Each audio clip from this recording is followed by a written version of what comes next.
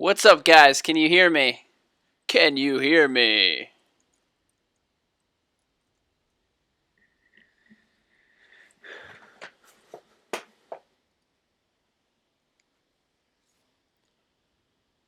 Now can you hear me?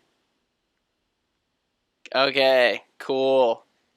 Of course, I spent 30 minutes setting it up and I still couldn't get the audio. But I think I got the audio going now.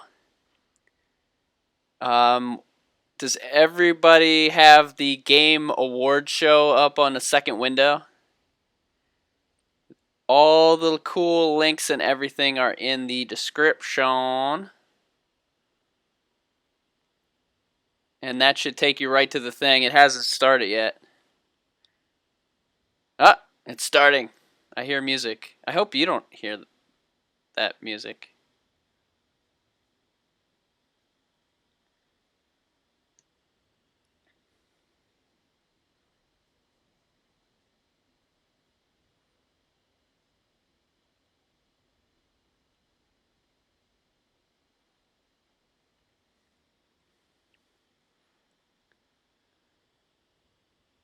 What's up, Fear? How you doing? What's up, Goldheart? Dead Severed Heads, Sailor Mars, Joe the Memer, Kyo, Annette, Jack Baker, Rachel. Rachel probably left already. Driver Div.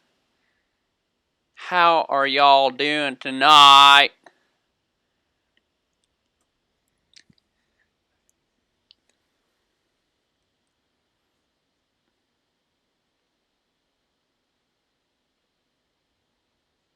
Where is my... it's my head.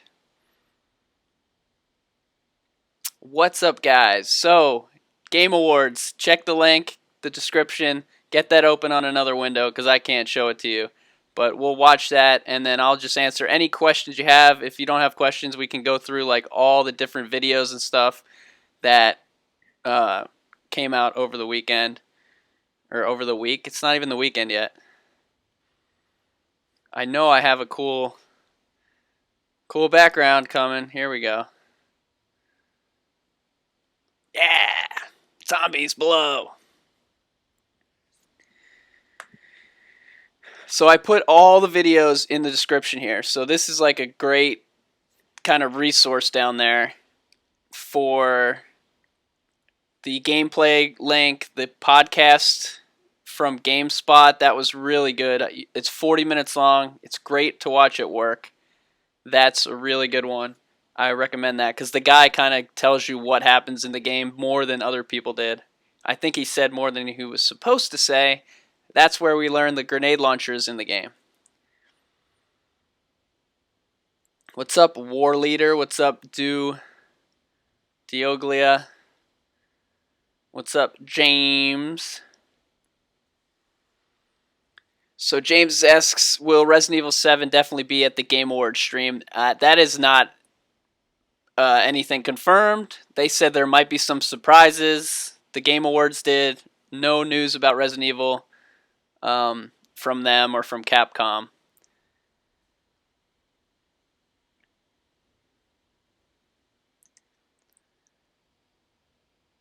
And right now what's happening is they're doing a pre-show for 21 minutes. And they're just kind of talking about what awards are coming up and stuff. They're not showing any game footage. The games that they're going to show tonight are new footage from Zelda. And I think, what's the guy from Metal Gear? That guy. Maybe the guy holding the baby with the butt. What's up, TJ? What's up, Elite Artist? I have to wear this gaming helmet because this awesome microphone wasn't working today. This is how I record all the horrible audio on my videos. That's why it's always like peaking and it stinks.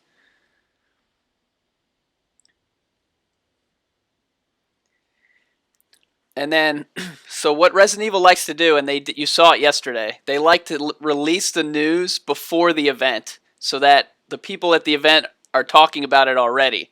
So they walk in the door and they see someone else and they go, hey, did you see the Resident Evil? Yeah, I watched the whole gameplay.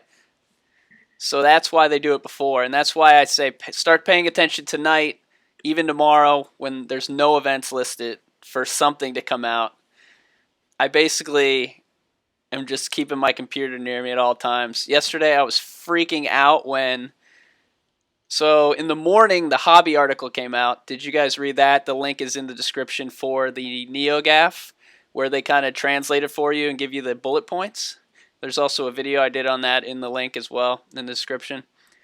That thing had all this great information, and as soon as I got done writing the video for that, the gameplay started releasing, and I was just like, I didn't know what to do. I was like, what do I click? Which one do I do? Twitter like blew up. There were like 30 notifications. Everyone sending me IGN. Here's Games Radar. Here's this. I didn't know that they were all the same. I thought maybe it's all different. Maybe they're playing it. But all the gameplay was actually sent by Capcom. So it was like an 8-minute clip that Capcom sent all the major media people. And the funny thing is, they actually make bloggers and YouTubers feel like they're part of the media. They give us access to their press center. And in the press center, they have all the photos and videos and stuff. It's pretty cool, actually. But they're all already posted on their website first. We don't get like early access or anything. So all the photos you saw on IGN, they'll give it to the press, the backup press, I call us. And it'll be in like 3 days. All right. So that was my intro to this whole thing. And I want to thank everybody for watching this. This is kind of the first time. Some of the people know on the Secret channel, we did this the other night kind of to test it out, to see this kind of format of actually doing like a question and answer kind of talking thing. If it gets too boring, I've got Resident Evil 4 lined up and ready to go. Right there, Chapter 5. And then I've got the Game Awards on this other channel, and nothing is happening right now.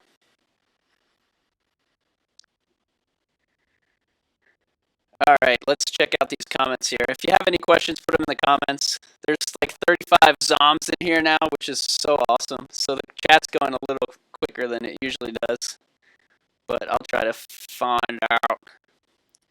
All right, let's start with Ramon. He says, do you think the virus is a new... I want to hear your answers as well to these questions. Do you think the virus is a new form of T. Veronica? Makes me think so since the bugs attack Ethan like Veronica did. I actually don't remember that, and I played Code Veronica recently. I'll have to look into that more to get back to you on that. Goldheart asks what games I'm expecting to win. I haven't played a single game. I don't know what games are up to win. I have no idea. The reason I'm watching this is completely a 10% chance that they throw in some Resident Evil information. They probably won't, but that's okay. James, what's up? SSUK, what's up? Jack S.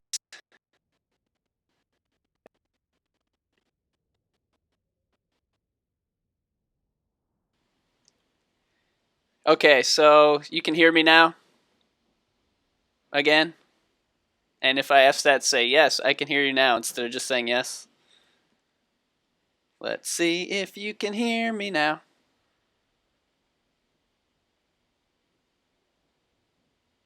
Okay, so because the stream is all messed up, every like 5 minutes or so, it might get to that. So just tell me and I can press one button and fix it.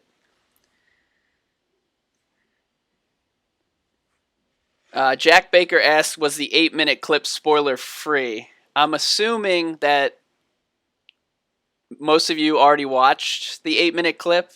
Did anybody not watch it? But yes, it was spoiler free. Pretty much.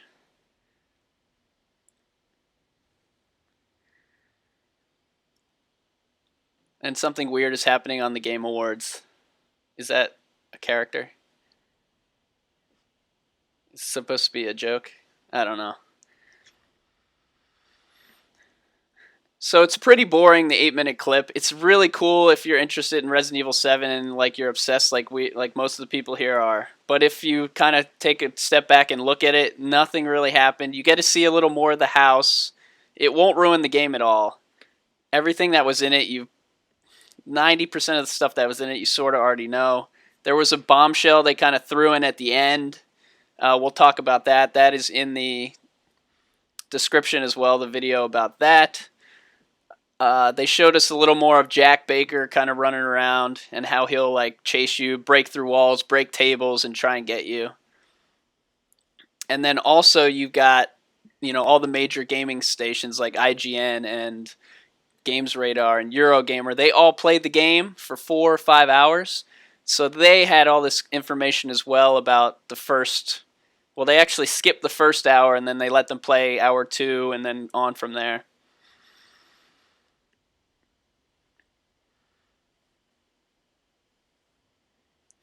Yes. Wow, it's moving quick. I want to thank everybody again for helping me get over 2,000. That was really cool when I saw that.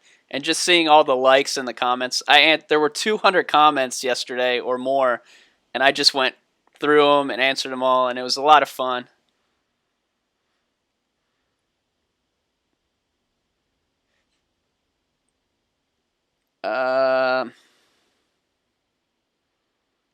Jack asks, what do you think about... We call her Grandma Baker because I don't know if that fake leak was fake or real or what. So nobody's called her Camille ever, so we were not going to call her Camille. But what do you think Grandma's going to do behind that door? It sounds like the people who played the game were saying the lady she'll be up the stairs like we saw in that video where she's singing the Aunt Rhody song. And like you go up and you see her and she like freaks you out and her eyes follow you. So when you're walking past her, she'll just sit there like this. But her eyes will follow you across the room, which is creepy. And then you'll leave and then you'll come back and she'll be magically gone or she'll magically appear. So I don't know what her point is in the game. I don't know if she's part of the Baker family even. But yeah, that's going to be a very creepy character. Brian asks, do you think the USA Collector's Edition is worth it? I would not purchase the USA Collector's Edition. The music box looks kind of neat. What am I going to do with the music box? I could put it like on my non-functioning green screen. I could put it on a table back here. I could play the music as my background music because people have been complaining about one of the songs I've been using in the news videos. But for $180 and to not include the deluxe edition, so you'd really have to spend $210 plus the tax, so like $230. And I don't know that you get anything that's worth it. The European edition has that art book, which is cool, but other than that, I don't know. The record that's in Japanese edition is pretty cool, playing cards. But for the US version, I don't know that it's worth buying it. Elite Artist asks, should they pre-order the game? I always say never pre-order any game ever. First of all, the bonus that you get is starting on hardest mode, which might be fun, but I'm going to go through the game on normal so that you guys watching on the stream don't get frustrated at me dying every 5 seconds. And once I get through normal, then I'll go through it on the hard.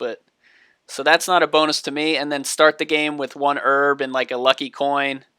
I kind of find that cheating. I don't want to start the game with a lucky coin and herb.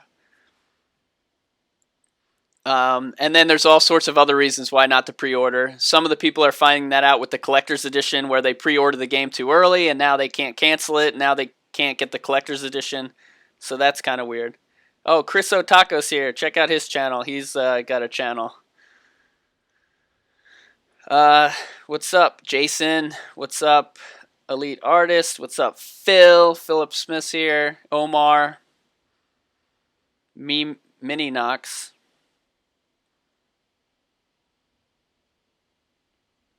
They're talking about Pokemon Go now, and if you want to watch the Game Awards, on mute, because this is definitely the key volume here, then the link is in the description.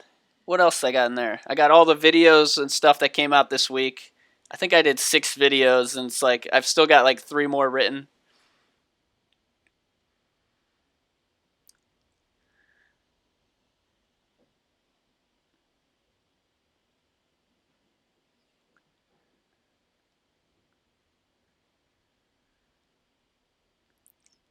All right, what else do we got? We've got. Let's go through some of the stuff that we saw in the.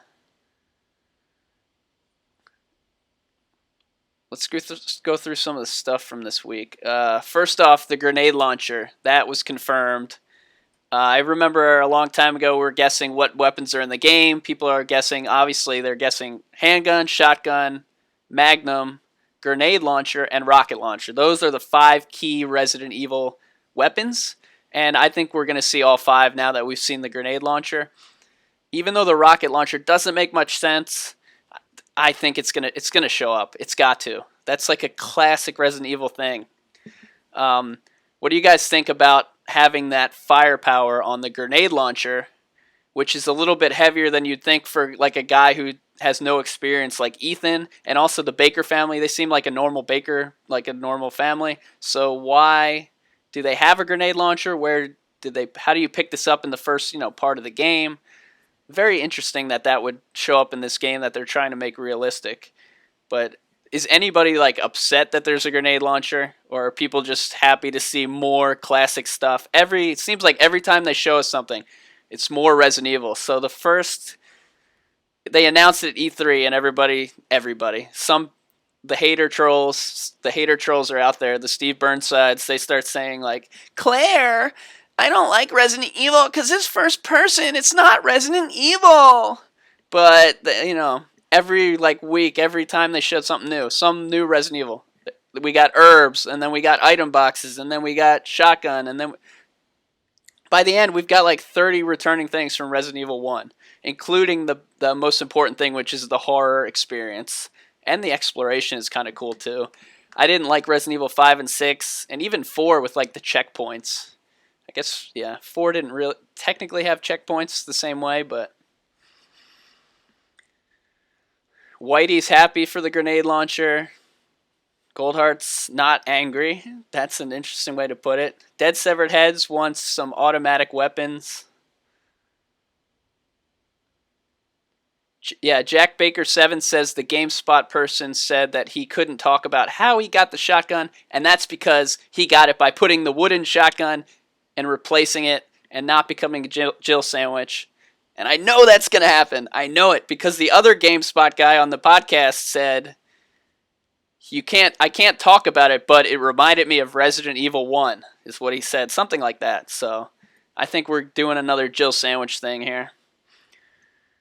Omar wants the Colt Python, which is a Magnum. I don't know what kind of Magnum we get, but the Magnum is also in the game. The Magnum, I did a video on that when that came out. I don't remember when it was actually announced. Oh, Magnum bullets came with the European Collector's Edition from one of the retailers. So that's how we knew the Magnum was in. And now we know where you get the Magnum. You get the Magnum in Resident Evil 7 from one of those bird cages where you have to put a coin in. And if you don't know what that is, you have to search around for lucky coins, and there's 12 or 20 of them. I can't remember the number. And those coins you use to get upgrades. And the upgrades come in these gold cages. The merchant doesn't appear to be around, but you get them from there, put the coin in, and you'll have to pick. Do I want to get the Magnum or do I want to get this extra health? And you'll pick which upgrades you have. And it even said quick reload was an upgrade you could buy, which is weird because there's a Magnum in a cage. How is there a quick reload in a cage? I'm not sure how that's going to work, but that'll be interesting.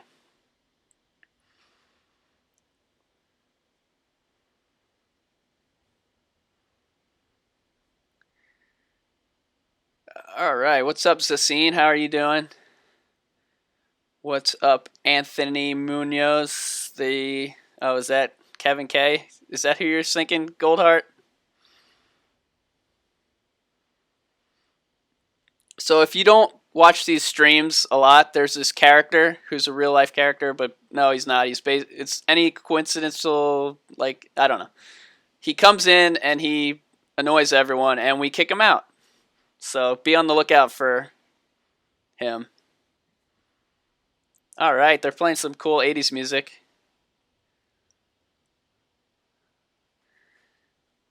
And again, the link for the Game Awards stream on YouTube is in the description, but click open in a new window so you don't leave the chat room, because it might delete the chats when you leave.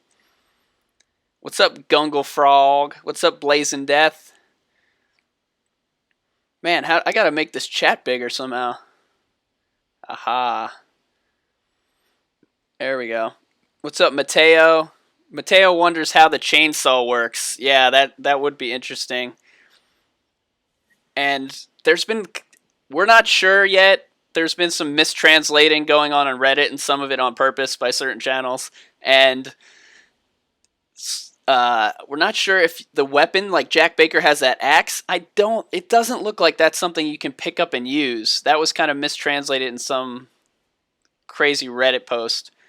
But if not, where would you find the chainsaw? Is a guy going to chase you with a chainsaw? Will Jack find a chainsaw from the garage? Will you find the chainsaw? Who's going to use the chainsaw? So that'll be interesting to find out, because everybody wants to pick up the chainsaw. They've wanted to pick it up since Resident Evil 4. And I think we might be able to pick it up in this game, finally. What's up, Kamaji? Killerette says, how about old characters that are returning? That was another Reddit disaster of fake translation / real translation. They are coming, they aren't coming. Basically what the producer said a long time ago is that there's going to be connections to the original game, and possibly the original characters, that would mean. And they're not going to be main characters in the game. And he could also be lying, but it sounds like they're not going to have just characters popping up everywhere, but you might see a picture of one. Someone already found a picture of the Arklay Mountains in the Louisiana Plantation House when they were playing it. So that's interesting little things the developers are putting in there, and they might connect back to characters that way. And then you might see a classic character at some point. I mean, nothing has been really confirmed. I mean, sometimes whenever you ask the guy a question, or whenever someone asks him a question, he kind of just gives you like a really boring answer that doesn't actually give you the right answer or the wrong answer. He just kind of leaves it out there. And that's the way to do it, I guess, so that people don't get upset that you spoiled the game for them. What's up, Gamer Squad? What's up, Jesse the Outlaw? This is awesome. 45 Zombs up in here. If you guys are new to the channel, Zombs is all you guys. Anyone who's likes Resident Evil 7 or any Resident Evil and is here to help and be positive and not be like, Resident Evil sucks. Y'all are the Zombs. There's a bunch of MVZs in here. Those are the people who are like in the stream every day, like Goldheart, Gamer Squad. They're here like all the time trying to help out, watching, making the chat fun. That's the best part about doing this, is the chat, which is going so quick. Like, I can't imagine how those big YouTube channels do it with like million subscribers. I guess they just don't even read the chat anymore. This is going quick.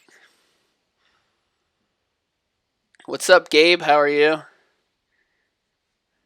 All right, Mateo gets another question in. What's your favorite game in the series? My favorite game is Resident Evil 1, just because that was the first one I played. I was young when it came out, and it just stuck with me that my name, WHERESBARRY, comes from that game. I've been saying WHERESBARRY forever. Jill Sandwich, all those things I've been saying my whole life, and that game has just some importance. I think 2 is a better game overall, but I'd say 1 is my favorite game. And then Resident Evil 4 is just an amazing game. I mean, it's right here on my screen, and I want to like knock the camera over and start playing it right now. That is such a good game, but I don't count it as like a Resident Evil. So you say, what's your favorite Resident Evil game? I'll say Resident Evil 1. Who did they just show? Oh, Kojima.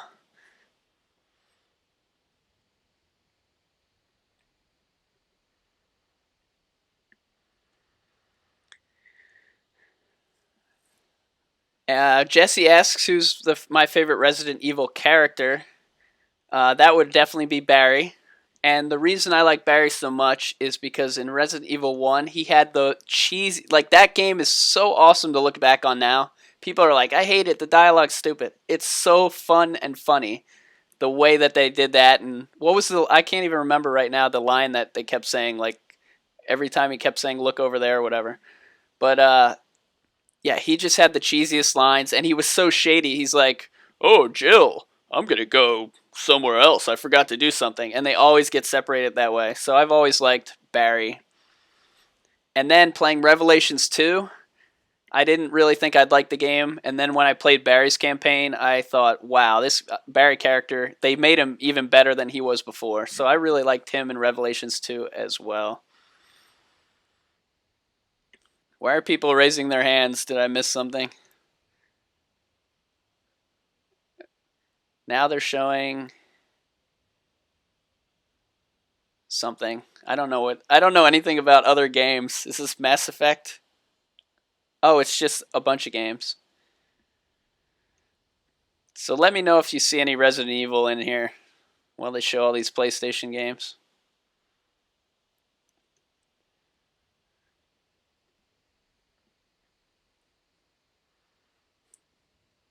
Mateo likes Resident Evil 4. Gamer Squad likes the improved dialogue in Resident Evil 2. Everyone loves the Jill sandwich. As long as there's no mayo on it. Mayo's disgusting.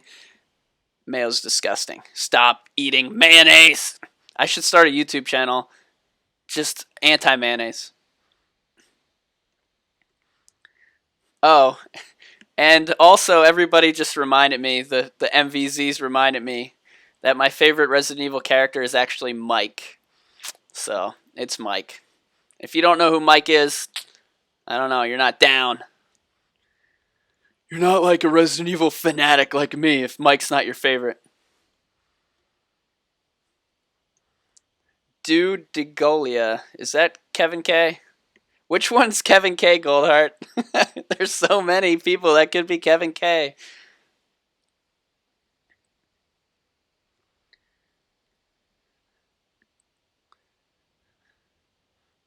I'm not really inspired by this inspiring music, slow narration clip show that they're doing right now.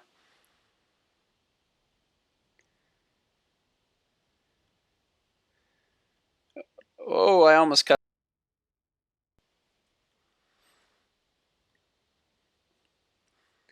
What's up, Omar? Omar says hello from Germany. That's awesome. That's another cool thing about doing this is that Resident Evil fans are all over the place. One of the first guys that was like watching my channel when I had like 3 subscribers was Caliban, who it's like 4 a.m. in Italy. But anyway, he's from Italy, and a bunch of Italian people, they were watching it. And then you can see the demographics on your videos. And over Thanksgiving, there were 15 different countries that watched me play one of those Resident Evil games. And it's just awesome to see all the support all across the way. I've left the United States like 3 times, so I don't know anything about the world. And now the actual award show seems to be starting. What's up, Killerette? Thanks for stopping by. What's up, Johnny Ranks? What's up, Ty the Magic Guy 06? So I went to that guy Boogie's stream the other day because I follow him on Twitter for like one day, and he keeps posting, I'm live now. So I actually clicked on it, and then I was like, I made him say, where's Barry? And I was like, yeah! And then I clicked out of it. But I was so happy that he said, where's Barry? Even though I didn't really care about what he was doing or streaming. And oh my god, was that weird. If you think this is weird.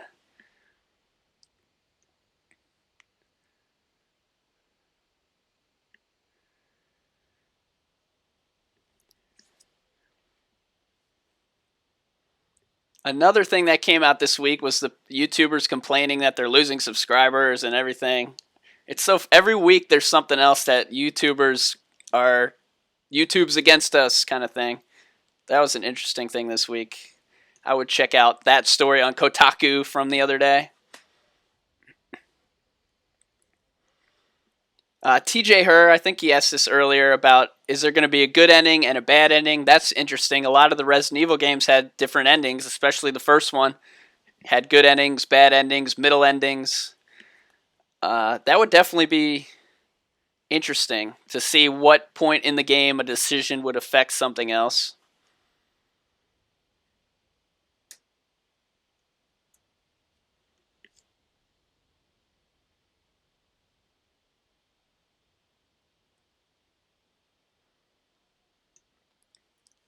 So I really liked Metal Gear Solid for, what was it, PlayStation 1? Whatever the Metal Gear was for PlayStation 1, and maybe there was one for PlayStation 2. But they're treating this guy like he's the greatest human being ever. They're doing a whole bit on him. And and somebody keeps sending the, like, one of those, like, what's it called where you put all the characters together to make a shape? I can't remember. Anyway, they're putting a bunch of male parts that are like this big just on the chat on this game show thing.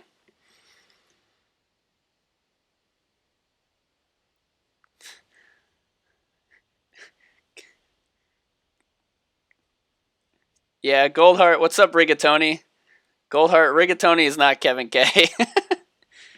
Rigatoni was on Reddit today, and somebody posted one of my videos on Reddit, and that's funny because people will they hate YouTubers on Reddit because one in particular goes on there and posts all his videos and pisses everyone off. So someone put my video on there. I was like, oh no, they're gonna crush me.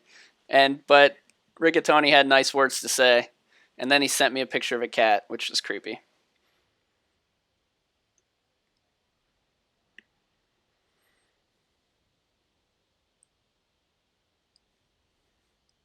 Gamer Squad asks what happened to L1 Gaming. I think he has like a family, and he probably got in trouble for watching too many video game stuff. But I still talk to him on Twitter. Oh my gosh, they're talking about this Kojima guy, and the guy's like crying. Whatever. I did like PT if that was him.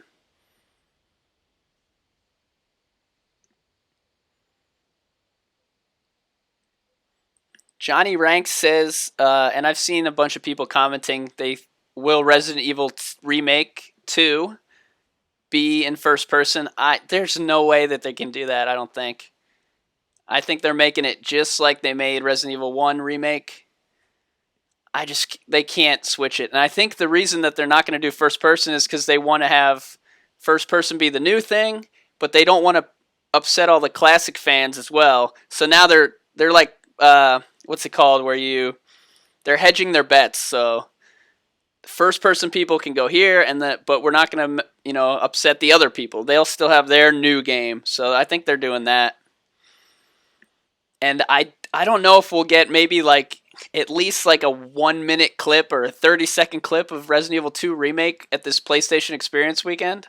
That would be so awesome. But I don't know that they want to overhype the main attraction, Resident Evil 7.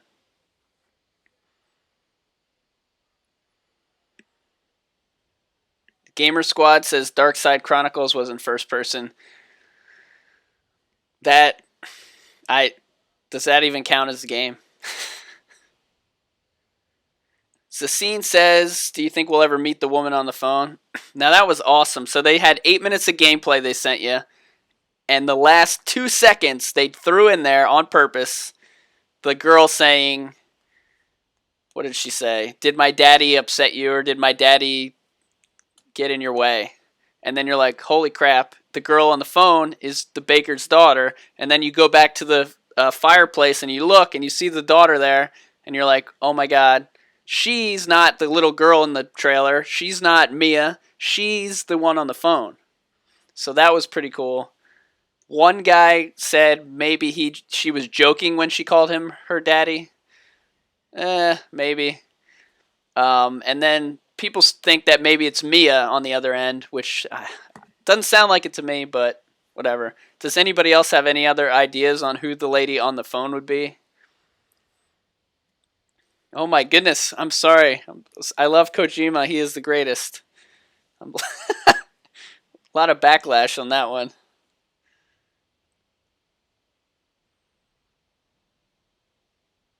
And now they're showing the trailer for that game with the guy from Walking Dead who's naked and holding a baby.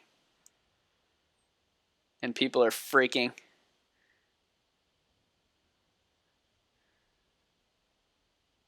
It looks pretty cool though.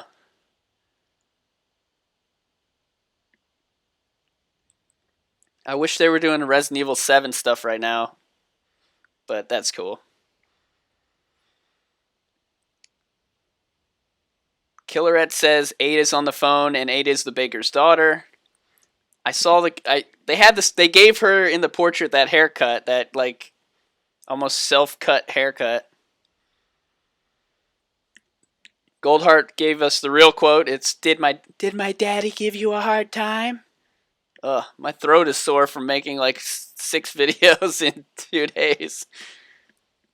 Ace says maybe it's Carla, but she's dead.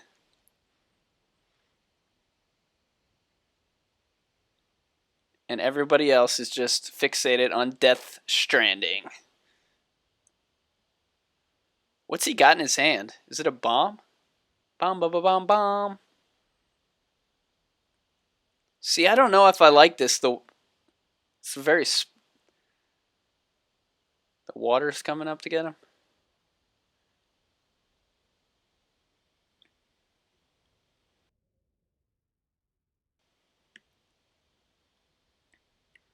Yeah, Rigatoni says maybe it's multiple women on the phone. We've now heard what sounds like 3 different women, like 3 different voice actors or 3 different recording studios where they did it. The demo and then one of the tapes, and then yesterday the girl had like a southernish accent. Oh my gosh, that's creepy. There's a baby in a bomb. And the chat's so funny. Look at the chat next to the Game Awards. It's like going out of control. What's up, Ralph Tech Coffee USA?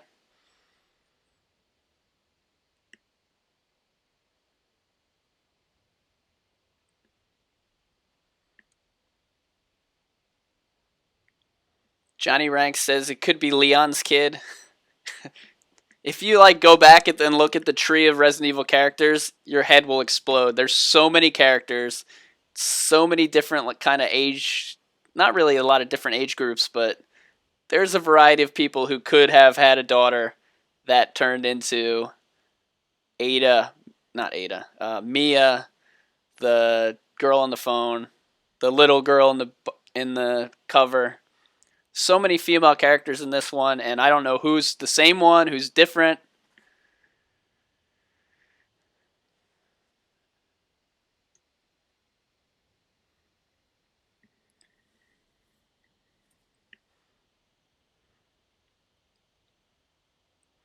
Zassine asks, why did Mia go to the baker's house in the first place? They had a relationship, her and Marguerite, at some point in life. And I think it was maybe Mia either ran away from home and the Bakers took her in. I don't think it's their actual daughter, but I think the Bakers were actually a good family and they helped her. They took her in.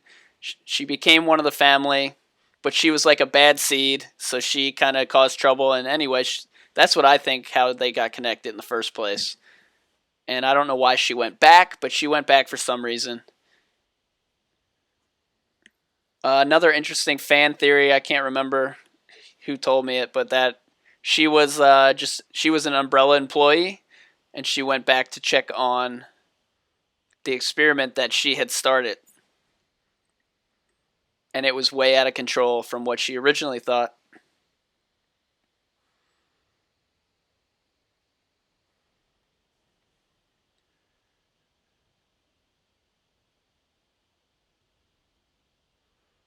Yeah, I don't know who this announcer is.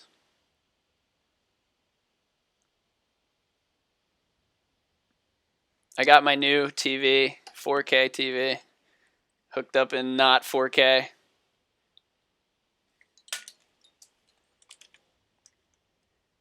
Whoa, my room's a mess. Getting that TV in here was a pain in the neck. And I had to knock everything off of my office desk and everything in this office.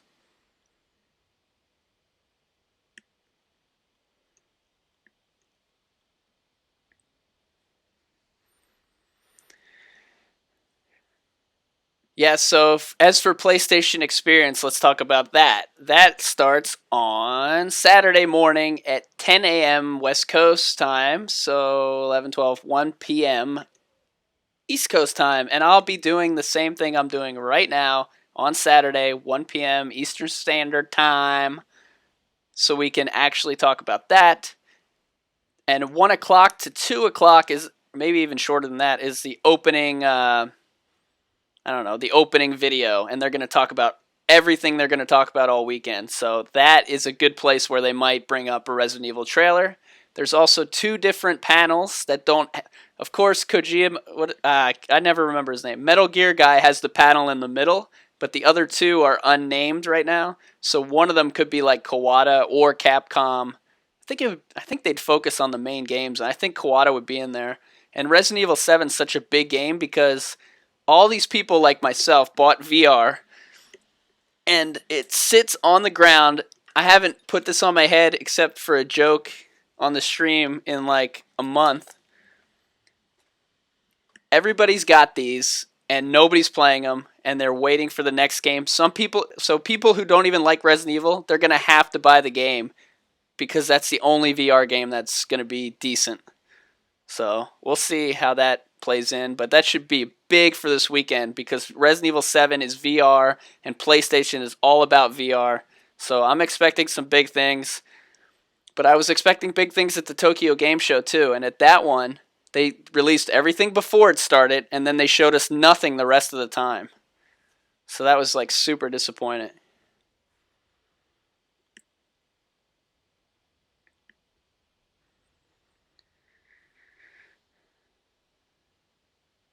TJ Her says Mia could be the kitchen killer. That's my number one thought on her. I know I did a video on that like a month ago. That was one of my theory videos that I thought could be true. That one, the fact that it's a Spencer mansion that we're in, or George Trevor designed it, one of those 2, or both are involved. That's another one of my favorite theories that I think could turn out to be true.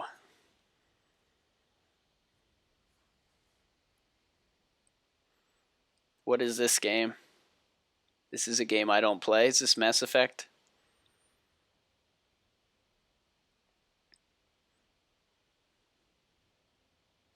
I guess not. Actually, I don't even know what Mass Effect is.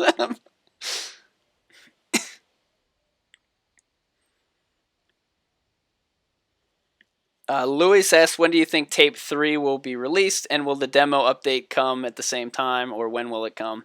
I think Tape 3 is going to come out on Saturday. That would be the best bet, either at 11, either at the first intro thing they do, or in one of the panels. I don't think it will come out on Sunday, so I would think Saturday would be the main day. That's my guess. I think there's a very small chance it would come out during this show. Very small, like 5% chance. I'm backing off of that.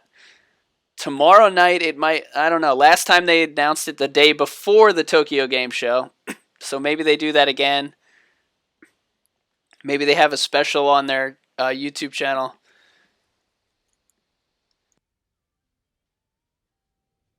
Oh, man. And then, of course, I guess it could come out on Sunday. And then as for the demo, the last 2 times they did the tape and then the demo after the tape. So I'm hoping they do it on Saturday or Friday so that I can play it all weekend and I don't have to go to work.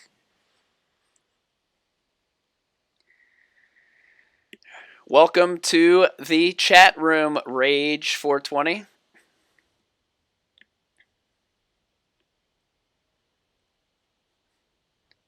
And then as for the other systems, so this weekend, if it comes out with the new demo, it's not going to be on Xbox or PC. The new demo update is going to be only PlayStation. They're not going to announce an Xbox thing at a PlayStation event. But I do think they'll eventually release it, but it's going to be, after the PlayStation thing.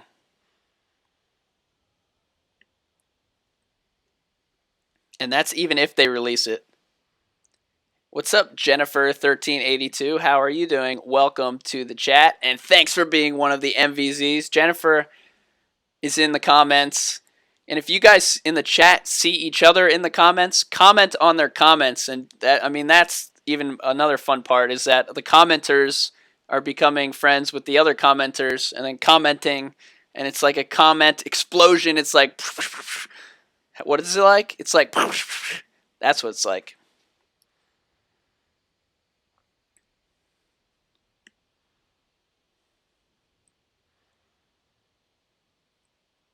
Umbrella Core is here. If you could bring back a classic Resident Evil character into Resident Evil 7, which one would it be? I like that question. That's a good question. Wait, they just mentioned Parappa the Rapper.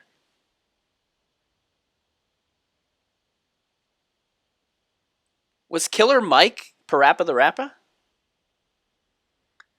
So the character I would bring back to Resident Evil 7 would be Jake.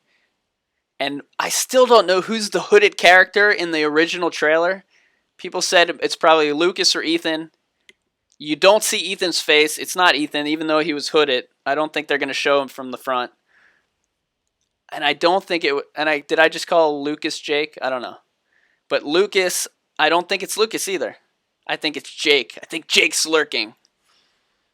But I would bring back Jake just because he's a Wesker, and I want him to do like the heel turn, even though he's sort of a heel-ish character, where he becomes the new bad guy Wesker.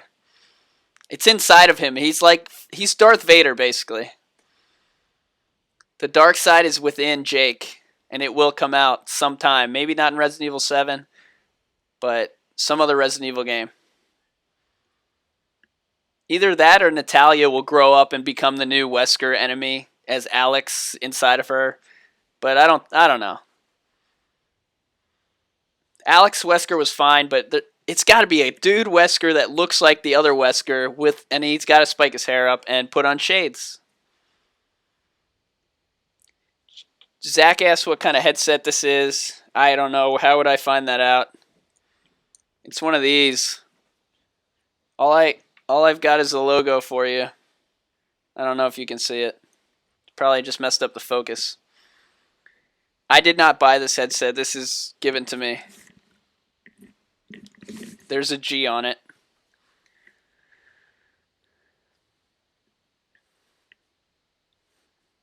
What did anybody watching this find my channel by watching me play the Twilight demo? Because I was one of the first people in the United States to have that demo, and so everybody was like, it was crazy. There were like 100 and something people in there.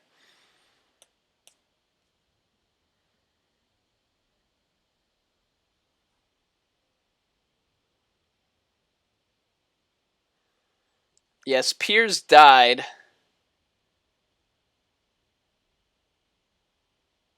But a lot of people die in Resident Evil, and they can come back because it's a video game, soap opera, cartoon. That's the other thing I find funny is people are like, no, Wesker's dead. Okay, but he died before he came back. Well, that was different. Nobody could survive a volcano with 3 rockets. Well, he can because it's a TV show, video game, whatever. You can do anything you want on TV, and soap operas have done it. Like, I don't know. I mean, I don't watch soap operas, but I know that they're famous for bringing back dead characters like 20 years later. Like, you watch them die on screen, and then they come back, and it's like, oh, she's back. That wasn't actually me that fell off the cruise ship. It was my twin sister that was pretending to be me for 20 years.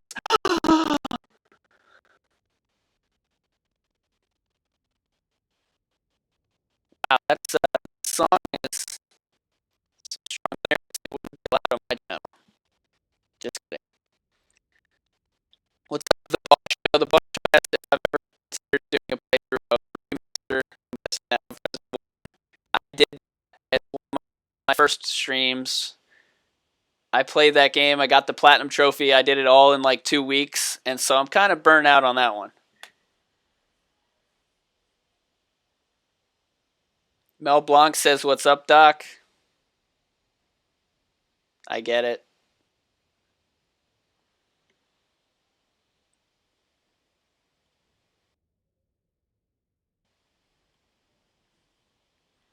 Alright, I think the sound's coming back. Anyways, Mel Blanc, that look I did when I did the robot voice, that was like a one of those looks. And thanks everybody for letting me know the audio gets choppy every X minutes, and I just have to click a button to fix it.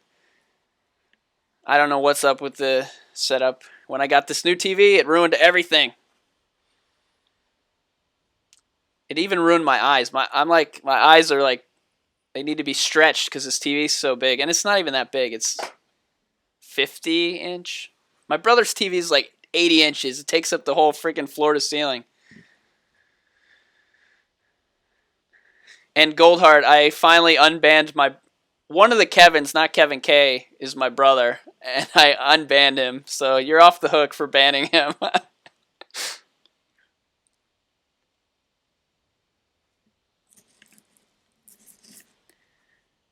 Rigatoni says, have you done invisible enemy mode? Yeah, I did all the modes to get all the trophies. What was the hardest one? It was, I don't know, the knife only. Fighting the Crimson Head boss was really hard with knife only. Tyrant was easy. He died in like 5 seconds. And then whatever difficulty you had to put it on, I always put it on the lowest. But there was one, is it invisible enemy mode that where you difficulty's on hard? Either that or the mode where the item boxes aren't connected. Were the hardest ones. And I would recommend, if you're going to do it, to either ask somebody what order to do it in, so you don't have to beat the game 10 times in a row, which is what I had to do. I just kept, and then sometimes I'd run through it and I'd be like, oh, I should have got this trophy at the same time.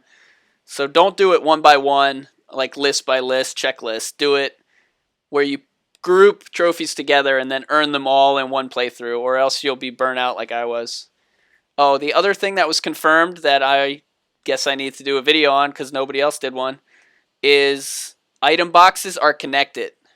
That was one of the sources that is in the description, I'm sure. They said the item boxes are connected. I think it was Games Radar said that. I can't remember. But you can't drop items like Resident Evil 0. You can discard them and they'll disappear, which was in Resident Evil 6. And then item boxes are connected according to the people who played it.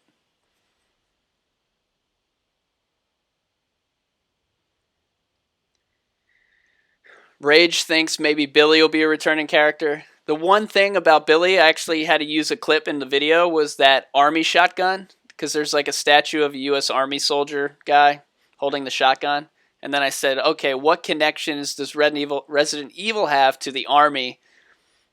And all the wars were like Africa Civil War, or I don't even know if it was real countries or not. But Billy was in some kind of thing like that you've seen in every movie ever, where the guy goes in and they kill the whole village, all the women, all the children. And he's the one who's like, don't do it. What was that in Deer Hunter or Rambo? It was in one of those movies where it like originated.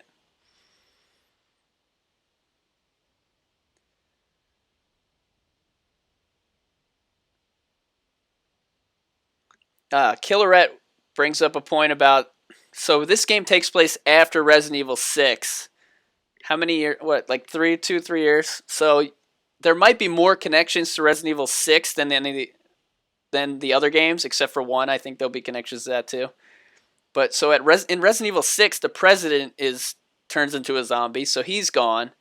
So there's some kind of, do they connect that somehow, or is this just in the middle of nowhere? They don't care who the president is.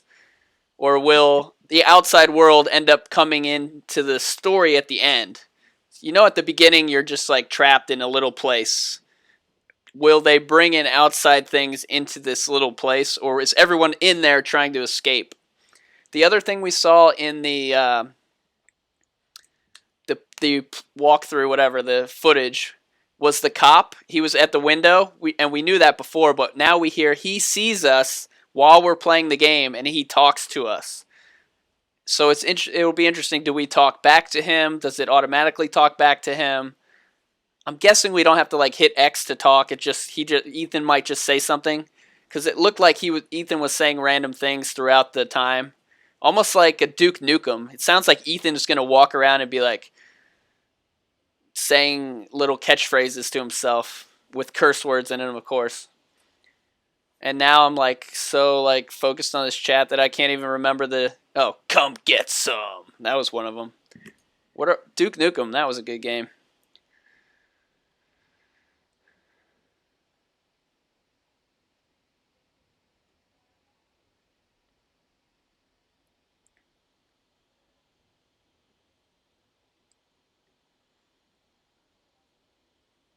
Dead Severed Head says there are phones. Why doesn't someone call 911? Or somebody did call 911 to get the cop there.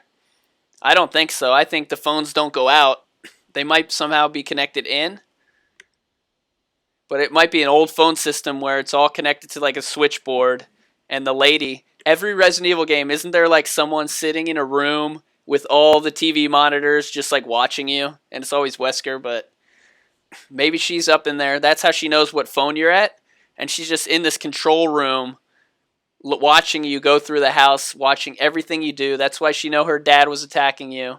And she sees he's at that phone, and she switches the phone in to that one and calls that phone and just watches you on cameras. I know I didn't see any cameras like up in the sky when I actually looked for them, but who knows? There might be cameras. Zach, what's up, Zach? All right, let's do Zach's question first. Did they confirm zombies, or is only mold things? They definitely did not confirm zombies, but they didn't deny it either. It's like people are not saying the word zombie. It's weird. I don't know. The article from the Spanish Hobby magazine said when they did the interview with Resident Evil team, they mentioned that it was switching from zombie horror to psychological horror. Now, that doesn't mean that there's no zombies in it.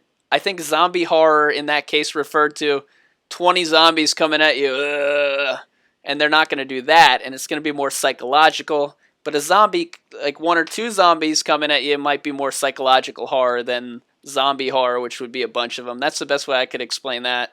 And then, as for the swamp monsters, the people who played the game played for about 4 hours, and they skipped the first hour of the game, and they started them at the dinner table. After they're at the dinner table, the bakers go run away, and you fall out of the chair, and you wriggle out of your, chains, and then you try to escape. So from there, they played 4 to 5 hours of gameplay. They only fought those swamp monster mold things in the basement. So when they went to other places, there weren't swamp monsters anywhere. And nobody's mentioned fighting any other monsters yet either. So I'm not sure if in the first few hours there's even other monsters or if it's just the bakers. They just kept saying, we played it and we fought the baker 5 times. We fought the other baker 4 times. It's like the bakers are just going to be bosses that keep coming at you. You'll knock them away, they'll run away or something, and then they'll come back and they'll face you again.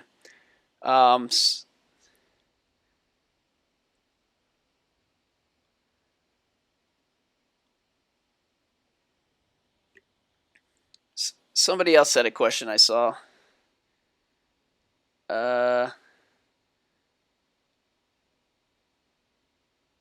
Mel Blanc says, do you think we'll fight an El Gigante creature? Actually, is the J silent? It's He. El Gigante. I don't even remember. Type of creature in Resident Evil 7. I feel like Resident Evil 7 has to have a big boss. But after watching that first 4 hours and everyone talking about how the bakers are the bosses and they follow you the whole game, now I'm thinking maybe there's not like a giant boss like that. But we'll have to play to find out.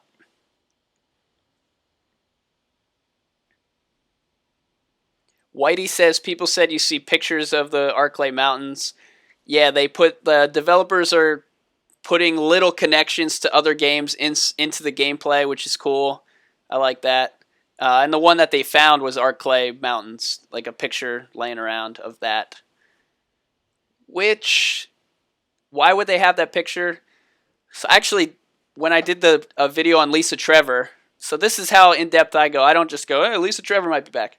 I go into Google Maps. I find a route to where I think the original Spencer Mansion was, in Arkansas or Jefferson City, Missouri, Arkansas, that area.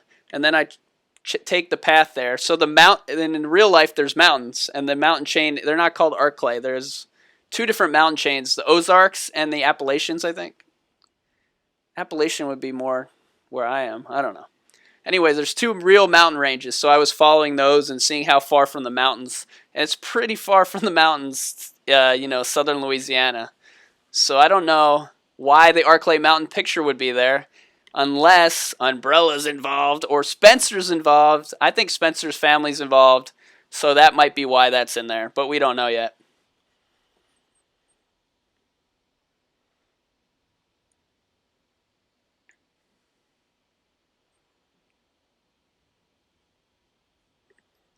Dead Severed Heads thinks Big Gator. So I'll ask this question to all you guys, and then and you've actually already started answering it.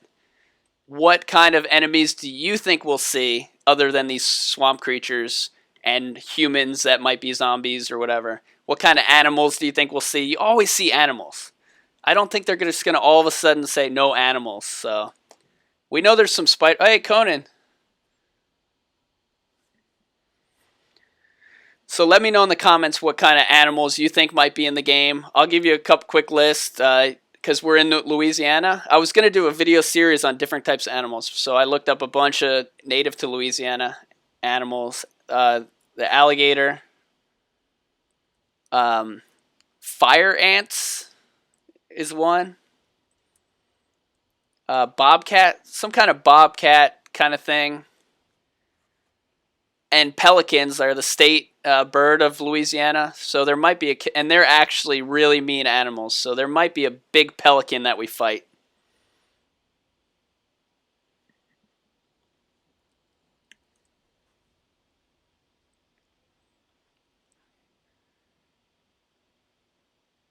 The Louisiana black bear, alligators, pelicans, frogs.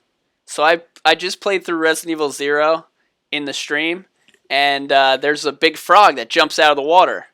And I never fired a bullet at it. Somebody told me it kills you in one hit. I wouldn't know. And then half the time you come out, it doesn't even show up. So that was a weird enemy that maybe they work on that and make a better frog enemy. Oh, and then there's a bunch of fish.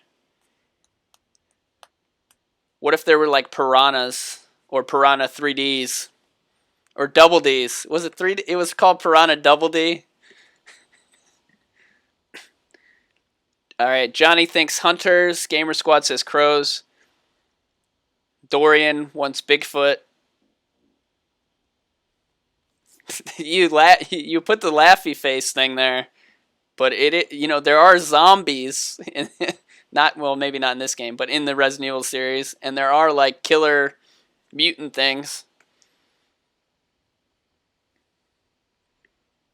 What else we got here? Yeah, Mel Blanc also likes Bigfoot or Dogman. I don't know what Dogman is. Ted Severed Heads was very specific and said swamp animals.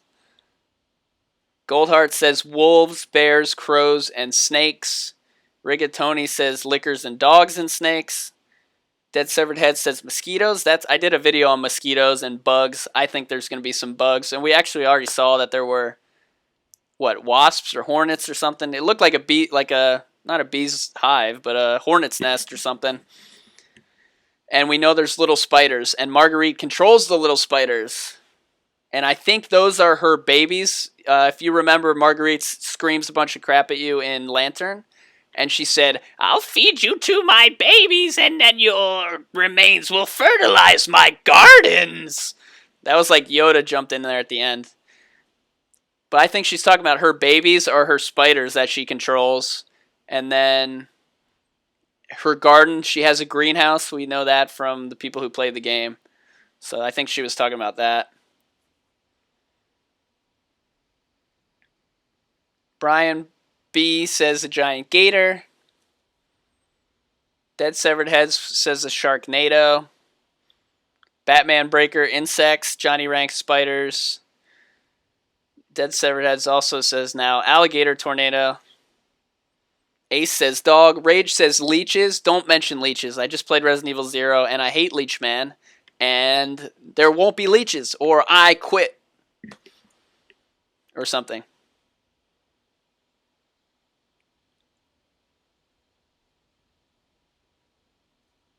Yeah, Goldheart said it was a swarm of wasps.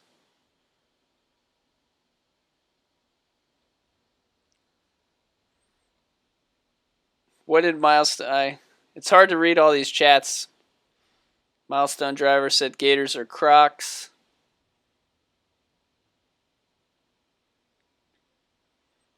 And then Goldheart says scorpions. So in the first 5-hour gameplay, there are doors with animals on them. And one of them is a dog door. One of them is a scorpion door. And one of them is a crow door. Now that doesn't mean that those enemies will be in the game. But maybe they will. Crows are in... They gotta have crows. I mean, they can't do Resident Evil without crows.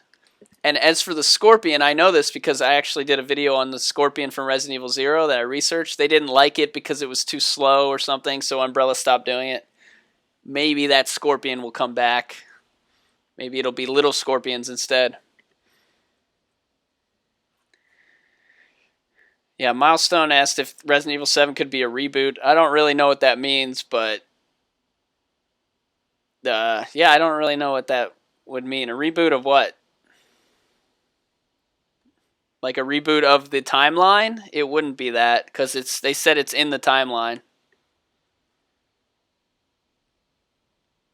SSUK has some zings, of course. Ace thinks the shark, half owl, obviously. Rage says sharktopus.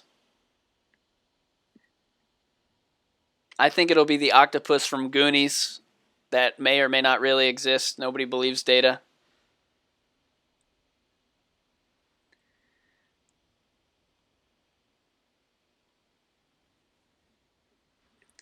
All right, 1 hour. Every hour I say thank you to everybody for checking out the stream, and I'm not leaving. I'm just saying thank you for checking it out. Everybody's like, oh no, he's leaving. Follow me on Twitter up there. Where's Barry B? They make me put a B at the end of all my names because there's all these Barrys out there who think Where's Barry's a cool name. Twitter is where I'll answer your questions usually pretty quickly. You'll meet a lot of cool other people on there and you'll follow them and they will talk to you. So that's awesome. Goldheart and Milestone's on there. Rage is on there. Now I'm confusing everyone. Yeah, so follow on Twitter. Facebook, also, if you got that, it's /Where'sBarryB. Instagram, /Where'sBarryB. I need to work on the Instagram game. Then it's not really popping. I'm popping. What else is there? Another thing I want to tell you guys about is there's this channel, Gamer Squad. They were in here earlier. That was the first channel that really followed my channel. And so I've been following their channel since. And it's a small channel. They just got to 100 subscribers. But they do this really cool show called Gamer Chat where they interview people. I got interviewed once. Joe After Work got interviewed. And John Ford got interviewed so far. And Goldheart, who's in the chat, is getting interviewed in a couple weeks. The link's in the description. And it's really... Gamer Squad's here, but... Anyway, Gamer Squad's got good questions. It's kind of awkward. I don't want to be like... It's kind of awkward. But once you get past the slight awkwardness, then it's like pretty interesting. And the great questions and great answers by the people who are on it. And Chris Otako was in here. He was a guest on that too.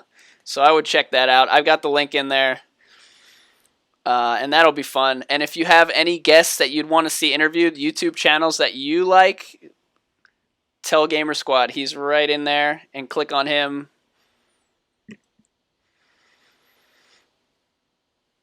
And then as for the other interview stuff that I do, I did me and Joe After Work played, if you guys saw that. And then me and John Ford played. I'm actually working on the replay so you guys can watch back the short version with all the bad stuff cut out. And then next up is 420p guy, who does Resident Evil videos. He has around 500 subscribers.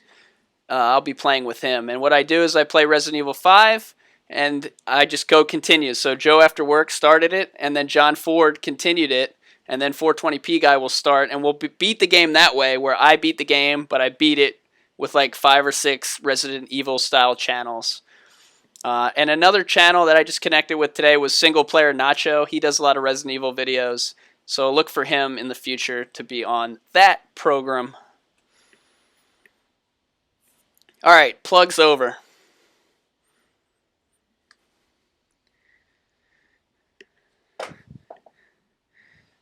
Oh, no, I got one more thing to tell you about the channel.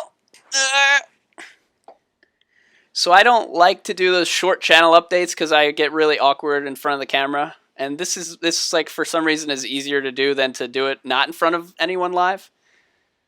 This is the WHERESBARRY swear jar. It's got Five Nights at Freddy guy on there. That's, I don't know, Freddy or Evil Freddy, Shadow Freddy. Every time I say a bad word, I have to put $1 in this jar, and the jar will go to charity. I haven't figured out what charity. There is a Tourette's charity that I know in my area that somebody runs that I know. That might be one of them because it is based on cursing, so maybe I could give it to that. Some people with Tourette's have a problem where they curse. They just can't stop. It's like a tic where they just curse. So it's got $22 in it right now, and I'm hoping to get a lot more in here, but also not draw people away with all the cursing. I don't really have a problem with cursing, but I don't know. There's no need for it unless you're playing Resident Evil 0 and somebody comes into the chat room that you haven't talked to in like a month, and you're like, yay, they're here! And you put your hands up in the air and the controller's on the ground, and then you die. Then you curse because you didn't save it, because you took the ink ribbons, but you didn't save it because you were chatting. All right, sorry. Rant about myself playing Resident Evil 0 over. Kernan Lying Song, what's up? How are you doing? Are the bakers infected with the virus? It seems like there's a virus. Now, what the podcast told us was Lucas is infected with something, and as time passes or as something happens to him, he gets worse and worse, and he has to find this serum, and when he puts the serum on his arm, I don't know if the serum's what we saw, but when he finds the serum, it cures him back to normal, and then I think he starts getting worse again, either by getting hit or by just over time. So there's some serum involved in the game, and that's as far as we need to know about it. We don't need to know what it is, but there's some kind of virus. We don't know what it is. Progenitor virus was from Resident Evil 1. It's what Lisa Trevor had, and it was great. It made her immortal, but there was a downside. She turned into Lisa Trevor, and she started ripping people's faces off and sewing her mom's heads onto her own body. So they said, this isn't going to work. The other strand of progenitor killed the mom, so that wasn't going to work. And so they kind of converted progenitor into, I'm not like a Resident Evil historian, but I sort of know this, converted into the whatever virus from the first game. And that progenitor kind of has spawned off into different viruses. I think there might be a progenitor third one that could be involved in this game because of the immortality involved here. The other thing that I think is very similar, and I'm playing through Resident Evil 4 in the daily stream now, is Las Plagas, because those villagers at the beginning of that game, they can talk, they have like regular functions, they're just like superhuman, and they take a lot of bullets, and Jack Baker is like that, but even stronger. So Las Plagas, I thought that might be something as well. And then I thought, what if they combine them together? And I jokingly called it the PP virus. And progenitor, Plagas, jam them together, and now you got the bakers. I don't know. There's also one of those. So here's another thing you guys should do. If you read something online and they don't have a source, or their source is in another language, and they've translated themselves, or they pretend they have people translating it. I wouldn't believe necessarily anything they could be true. They could have translated it wrong. They could have translated it wrong on purpose. But one of those things was there's a new virus, and anytime. So let's say you combine two old viruses together, you got a new virus. So obviously it's a new virus. I mean, not obviously, but there's a very, very strong chance that it's a new virus. So that's not really. Oh my God, it's my favorite. It's Boogie 292874.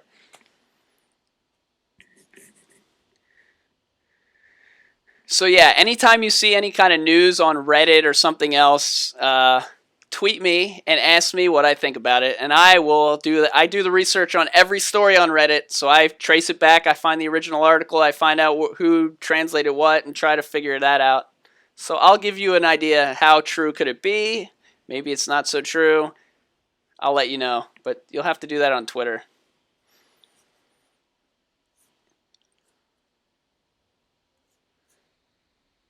All right, back to the chat.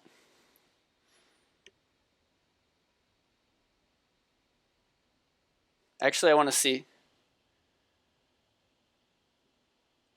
Oh, Boogie won. So my history with YouTube is, I'll let you know this, I never watched anything on YouTube except music videos if I wanted to hear a song. Resident Evil demo came out, started playing it, started going on Reddit and trying to help people solve the puzzles. There wasn't really it turned out there was no puzzle. Went in Discord chat for Resident Evil. There was a big Discord chat. I was in there like every day, like all day. I thought, I got all these ideas, I should make a video because it's hard to explain it to everyone. So someone will come in, they'll say, can you follow Andre? No. Can you follow Andre? No. Can you follow Andre? No. Stop. And it's like driving you crazy. So I said, I'll make a video to answer these questions. So when they say, can you follow Andre? I'll send them the video. And in the video, I'll say, oh, you can't follow Andre. That would be a quick video.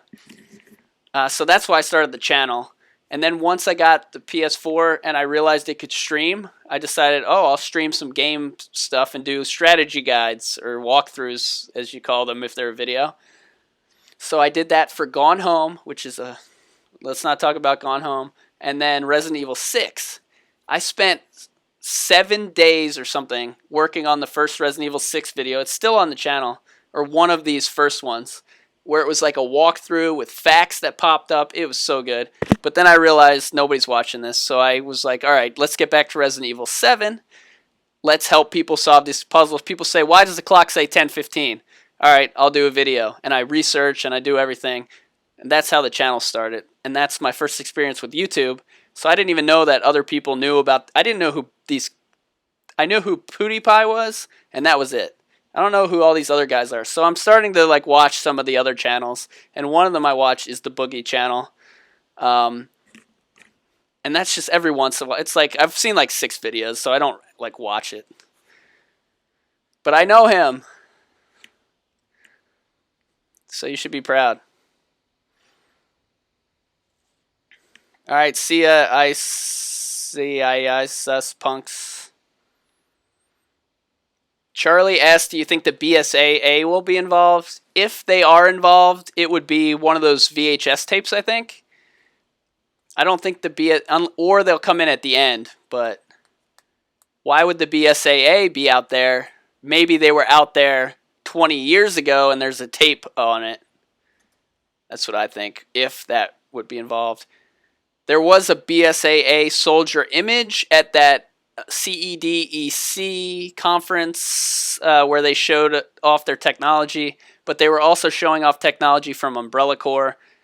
Does Umbrella Corps have BSAA agents in it? If not, then maybe a VHS tape will be of a dead soldier.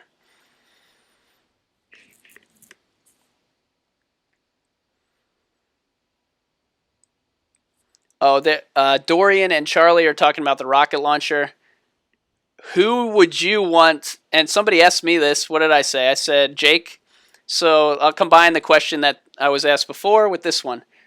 Who do you want to show up at the end when Jack, Lucas, and Marguerite form like a giant Power Ranger monster together and make this big 3-headed, ridiculous Resident Evil monster boss that I hate. And then, who do you want to throw you the rocket launcher? Who do you want to come back and play that? Who was it? Jill? Who threw the rocket launcher in Code Veronica? Who do you want that to be in Resident Evil 7? And I will read your answers to everyone. And while I'm doing that, I'll continue talking. Rigatoni asked if I'm a graphic designer / video editor or if I do this for fun. Yeah, my job is graphic design, video editing. It's not like super quality level. It's similar to what my videos are. Very basic videos. But I do know a lot of stuff in After Effects and special effects and stuff like that. And that's why my channel succeeds. It's not because I'm talking like this. It's not because I'm streaming games because I die all the time. It's because other channels don't take the time to do the video editing that I do, and I think that's why I've had success compared to other channels on YouTube. And it's a lot of fun to make these. I mean, I'm zooming in on these photos, and it's just, I feel like I'm like inside the game. It's crazy. Yeah, Goldheart said the BSAA might be a DLC. I would agree. There's DLC so far is 4 mini chapters. Let's be accurate here. PlayStation Resident Evil 7 Deluxe. I always get confused as to what they call them, chapters or missions or. I know it's one additional bonus chapter, and then they added $10 to the price and gave you one other additional bonus chapter. But what are the 4 things called? 4 short side stories, I think, maybe? Whoops. Oh, no, I told him I was born in 2012. Oh, no. Oh, no. I think I just ruined my browser.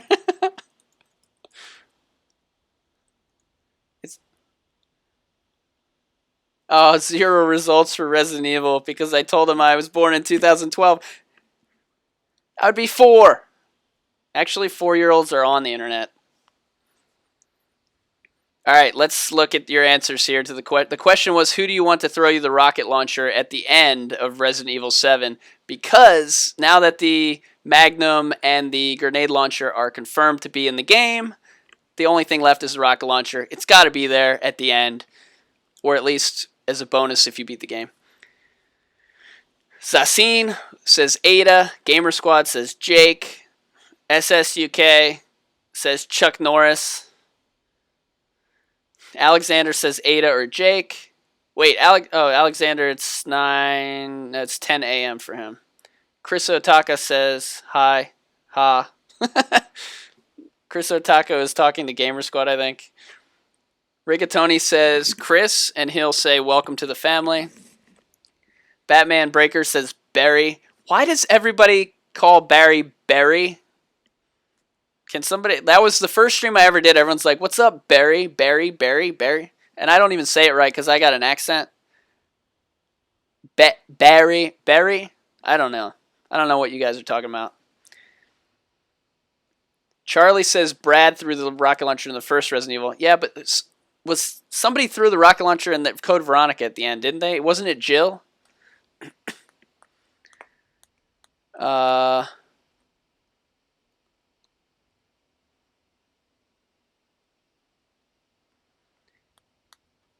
Goldheart keeps asking about Ruby and Rhodey. I think people in different countries called her Ruby because they didn't know how to say Rhodey, like something like that. I think that was the confusion there because nobody else confirmed that her name was Aunt Ruby. So I think it's people calling me Barry, and that's probably what brought that up. You heard me say that and then thought, oh, well, people are calling the same. Milestone Driver wants Steve to come back to life. And when I did the show with John Ford, you guys know John Ford, right? I'm sure you do. Resident Evil guy. When I did the show with him, he was saying that Steve might be alive and people think Steve's alive. So that could happen, I guess. Milestone says Barry born in 2012 confirmed. Yep, You guys got me. I'm actually a 4-year-old. I'm actually 4 4-year-olds standing on each other's shoulders wearing a trench coat. That's me.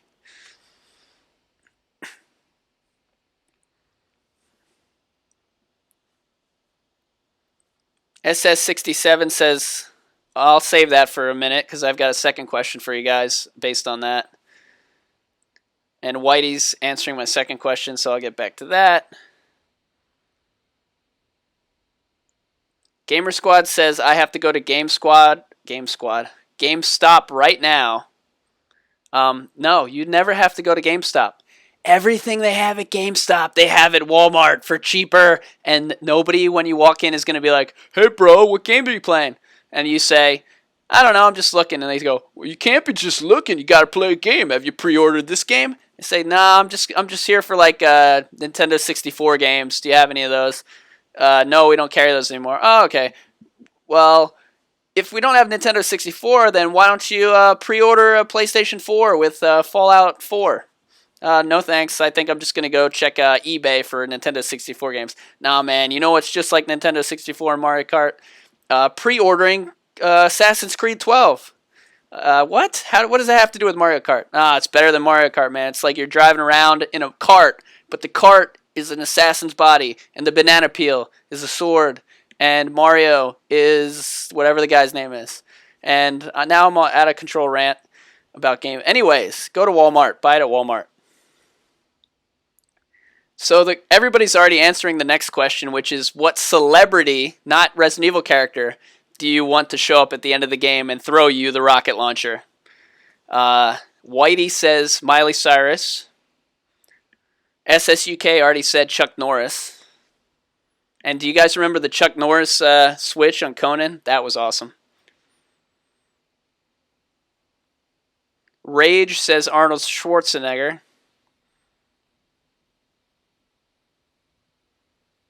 Charlie thinks at the end of the game you'll use the chainsaw as the final weapon to kill the bakers, or one of the bakers. Why do I keep moving closer to the camera?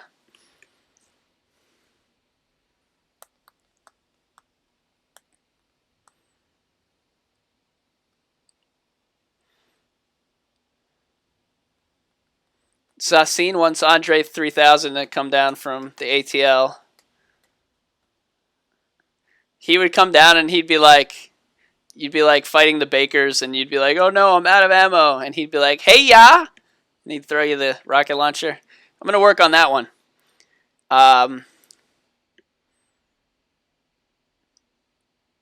Batman Breaker says Kanye West.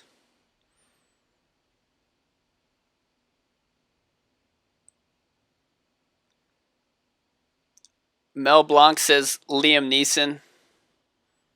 I'd like Leslie Nielsen. Speaking of Liam Neeson, Leslie Nielsen.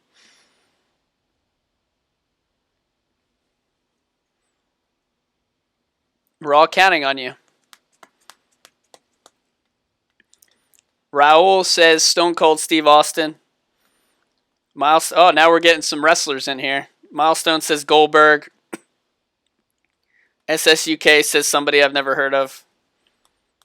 Goldheart says Godzilla. I don't know if he's a celebrity. Omar says Homer Simpson with a shotgun. That's pretty good. I didn't answer yet because Doom people are like, yeah, rocking me out. Now you got my mind on wrestlers, and I want like John Cena to show up. But I want him to show up like, John Cena! And then he chucks me the rocket launcher. That would be it. That's my answer.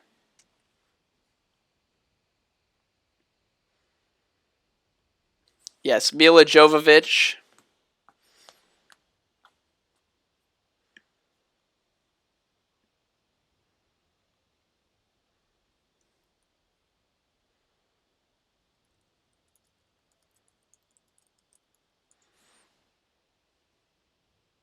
I just want to tell you both, good luck. We're all counting on you. What's up, Gardo? I'll just answer your question quickly because we've talked about zombies quite a bit. I actually don't think there's going to be zombies anymore. I'm sad.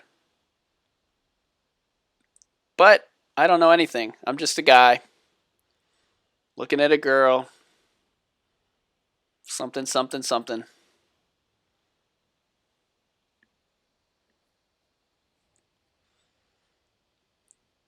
Charlie, I like this game, the celebrity game. Charlie says Clint Eastwood. Goldheart now. Oh no, now we've got Triple H, The Rock. Brian says Bruce Willis. Rigatoni says Where's Barry? Rage says Rick and Morty. I'm so trying to get into Rick and Morty. I'm like watching it and I just can't get into it. Should I keep trying or will I just never get it?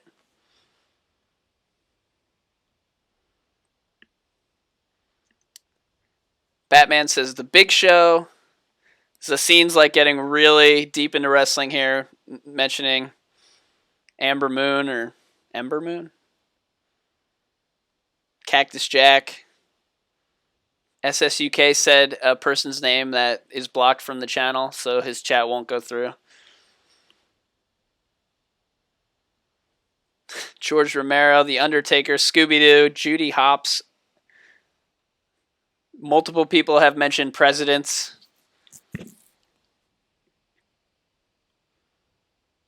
Sting.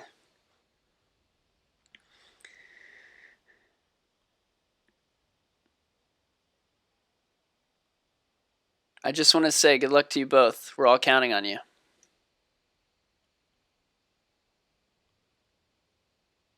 Oh, it's the guy from Drake.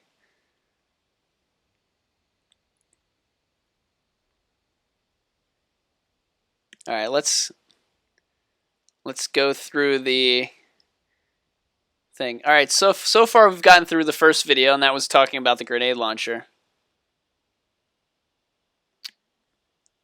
We'll skip the second one because we've talked about the phone person in like every stream we've done. The mold monsters. I guess we'll talk about the mold monsters. So it looks like what happens is the Baker family kidnaps people. They tie them up in a bag, and they keep them alive, and then they somehow convert these living cocooned bodies into the mold monsters. And the mold monsters are like flat and like mold on the ground, and then they like come together like T-1000. So that's what we know about them. They're slow moving. People say they're like regenerators. They're slow moving and creepy, and they make weird noises like the regenerator. They're really hard to kill, they said. Although somebody said they killed him with the bullets. Other people said you can't kill him with bullets. So that's kind of a confusing one. And then people said the shotgun works well on them, the grenade launcher. And then there's also going to be grenades in the game, or special homemade grenades. There's going to be dynamite. I don't know if the dynamite's going to be a weapon or if it's going to be to blow up the wall. There's a screenshot that I can't show you now. I'll figure out how to do that so I can screen share at some point. But there's a screenshot of the basement in the Baker house, it looks like, and there's a hole in the wall. And it looks like it was blown with like a dynamite. So I think maybe the dynamite is just like you stick it on the wall and blow up a wall. But it could be a weapon as well, or maybe it's both. Actually, you know what? Jack Baker probably just busted through the wall. Because he's like freaking Incredible Hulk.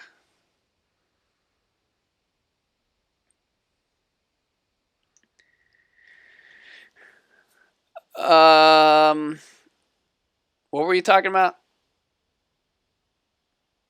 Oh, Rigatoni thinks, yeah. Go watch, if you've never seen Airplane, go watch Airplane immediately. And every Leslie Nielsen movie. Actually, no, that's incorrect. There's some bad ones at the end. Milestone asked, do you think there's an underground lab? I do. The people who played the game said that, or at least the podcast guy said, he doesn't think there's an underground lab, and he played the game for 5 hours. But, I mean, I think, you know what I should do? I should rank, like, what is most likely, least likely, and do, like, a video on that. I think it's very likely the rocket launcher. Let's say the rocket launcher. Sorry, can't see. Would be up here, the likeliness. And here's like 100%. So the rocket launcher is like right below here. Underground lab is like right below the rocket launcher. Maybe like a space in the middle for a Jill sandwich. I think that's my new like channel, not catchphrase, but like sign off. Like, see you guys later. And that's the Jill sandwich. I don't know. I'm gonna work on that one too.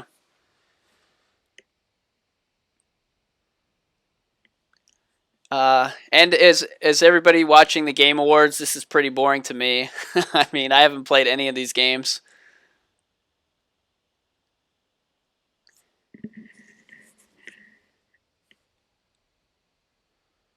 What's up? Just open it.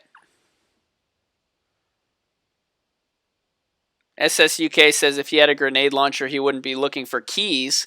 That's one of the most flawed things about video games.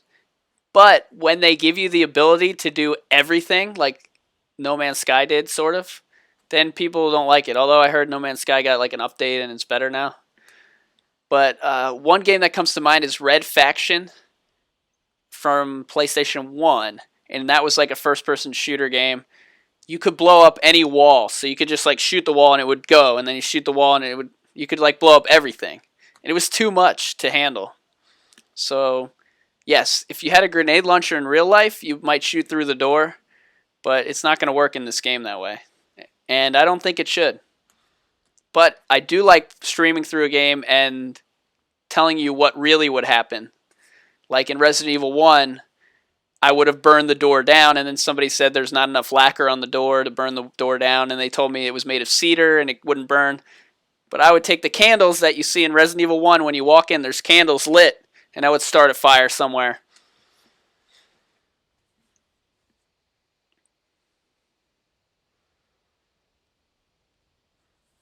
As for the ammo for the grenade launcher, the guy that did the podcast said that there were regular rounds. I'm guessing that's explosive rounds. But he wasn't like a Resident Evil fan.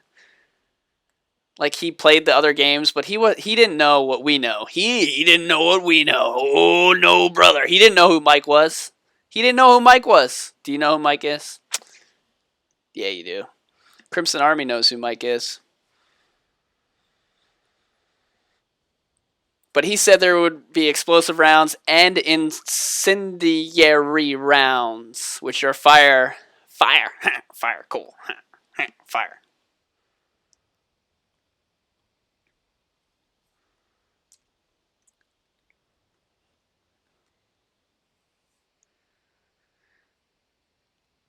Just open it, says play Resident Evil Son without guns. What do you think? Did I just say Resident Evil Son? Resident Evil 7 without guns? There's definitely going to be people trying it with a knife.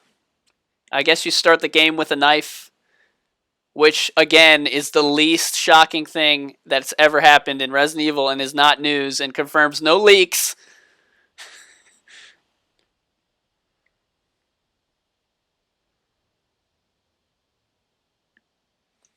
Hatchet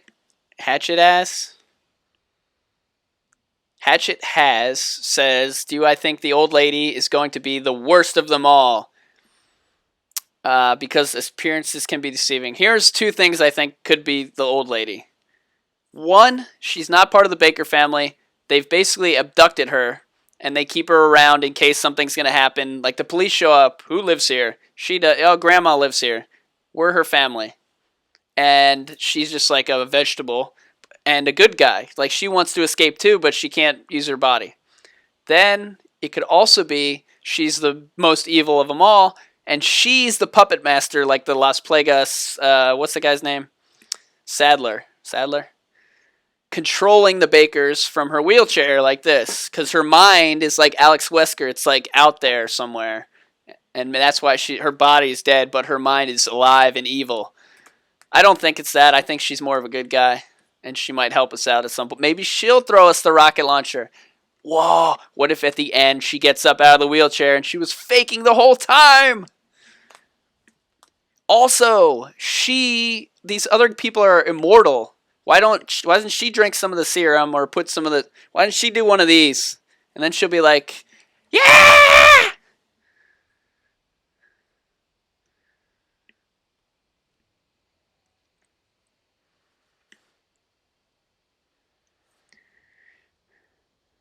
Charlie Bennett says, do you think there will be defense items? I don't think so. I think there's going to be a lot of melee weapons. Or actually, before I saw the gameplay, I thought there was going to be a lot of melee weapons. Like you could pick up a lot of stuff like the Bakers have. He's got an axe in one of the videos. He's got like a pole in another. And he still might be the case. But I don't think they're going to be like a defense item. Although they did say you might be able to defend yourself with like... See, I think you'll be able to make your own grenades. You'll be able to make your own health. You'll be able to make your own ammo. You'll be able to make your own drug.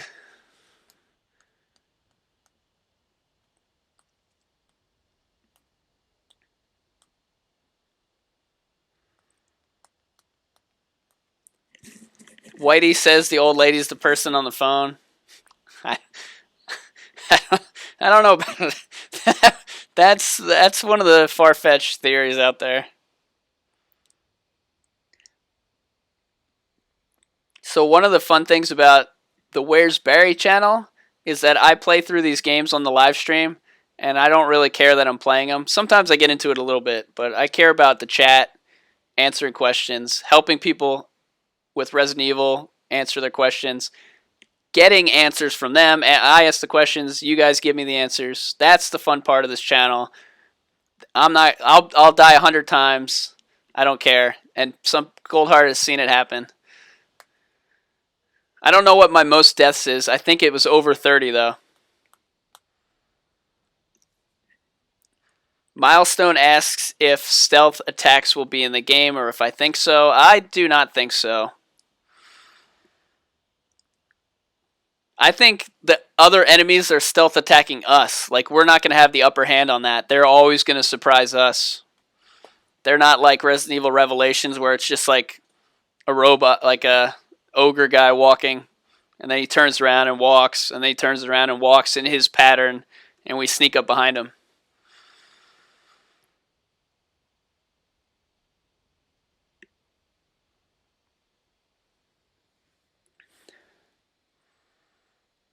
Yeah, Zassine asks, what do I think about the psychedelic drug that you take and it makes items glow? One of the questions I always had was why is there this pack of ammo sparkling? It never made sense in the game. It shows you where it is. Why can't I just explore it myself? I don't like that easy part there in that term, but I definitely don't like the idea of taking a pill and then basically a cheating pill.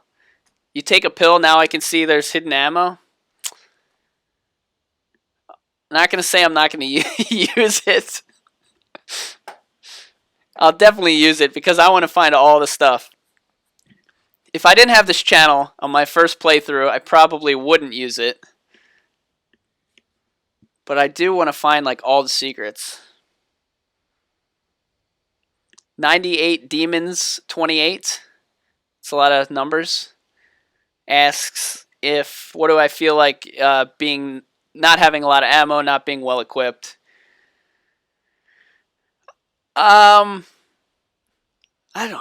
One of my favorite things about games is killing every enemy. Like, I want to kill every enemy and I don't want them to respawn. That's what I love that. Like, it makes me so happy. Like Resident Evil 4, I want to kill all the villagers and then they don't come back when you come back. Maybe they come back later, but it's different villagers. I love that part. So that's why I kind of don't like having less ammo. But I also realize in Resident Evil, it's a lot about sneaking around, and that's one of the things that people who play the game, it took me like 15 years to figure out that, oh, don't kill the zombie, run by it. And that's how you don't get to the end of the game with not enough ammo to kill Tyrant, and then you have to start the game from the beginning after you played it all the way through. So for me, I know how to do that now and survive without a lot of ammo. And I do like to run through things in Resident Evil 4, 5, and 6. When it gets a little too tough, I just run through it. And the game lets you do it, which is stupid. That's why I didn't like 5 and 6 with all the checkpoints. And 4 had the checkpoints too, but That one was better. Obviously, that was a really good game. That's what I should have put in the little question thing.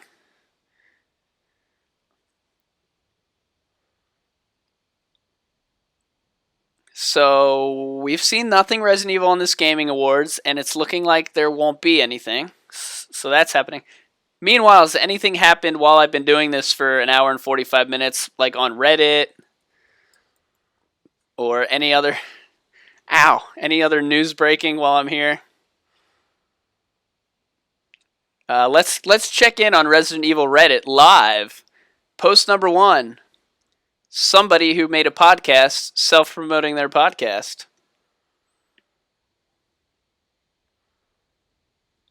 Post number 4. Someone doing a giveaway to make you watch a video because they saw a video that said the only way to get people to watch your videos is to offer a giveaway.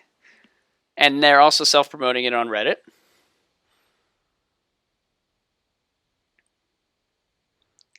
Would you want to see Jack Baker in Marvel vs. Capcom 4? That's actually a good one. I kind of want to go in there and comment after this over. Somebody posted for the 17th time the 8-minute non-commentary playthrough. So it looks like there's no new real information here. Let's check in on the post that somebody put of my video. No new comments. I was hoping the haters would show up hardcore. Pedro's asking about optimization for PC. I don't know anything about PC games. I'm actually on a Mac right now. It was free. I didn't buy it, so don't yell at me for buying an Apple logo with a computer on it. And I don't even have a PC right now. And that's the thing that's holding this channel back is my lack of PC, and I need a $1,500 PC. Instead, I bought a $500 TV. I should have used a little TV. I need this PC. So that's why my green screen behind me is not working, because I'm running on a Mac and it won't let me do the green screen. That's why my, at the bottom it says type your questions. I can't update that. I can't add video overlays. It's all because I'm on a Mac. If I had a PC, I'd be doing cool stuff.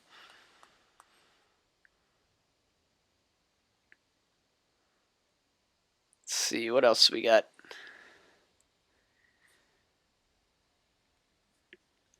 Goldheart says, do you think we'll see mannequins in the Resident Evil 7, not demo, but game? I think so, especially, today Resident Evil released a video where they went to a real-life, abandoned house in the middle of England somewhere, I think it was, and they had a camera, and they were, trying to open doors, and they tried to do, a real-life recreation of Resident Evil 7, sort of. It was fine. It was, a minute long. But there were mannequins in that. I don't know. I think mannequins are kind of a big part of this, and I think we'll see them somewhere. Ooh, Whitey has a good question, and it's if ammo will be random each playthrough, or if the same shotgun shells will be in the same spot at every time. I think it'll be like that, but I think depending on your difficulty, like usual, that ammo's not going to be there on hard, but it is there on easy.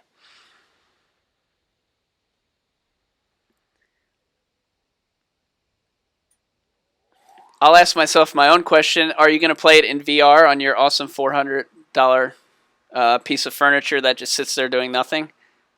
I will do it, try it, but I'll play through the game first without the VR. Because, first of all, for streaming purposes, because we can connect better. Me, you.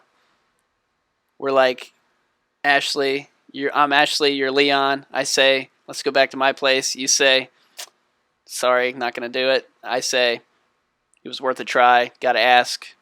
And then we drive off awkwardly together on a jet ski.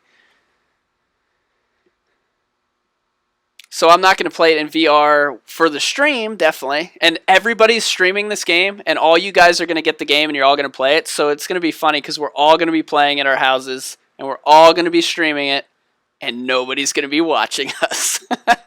Actually, maybe Xbox and PC people will have to watch us.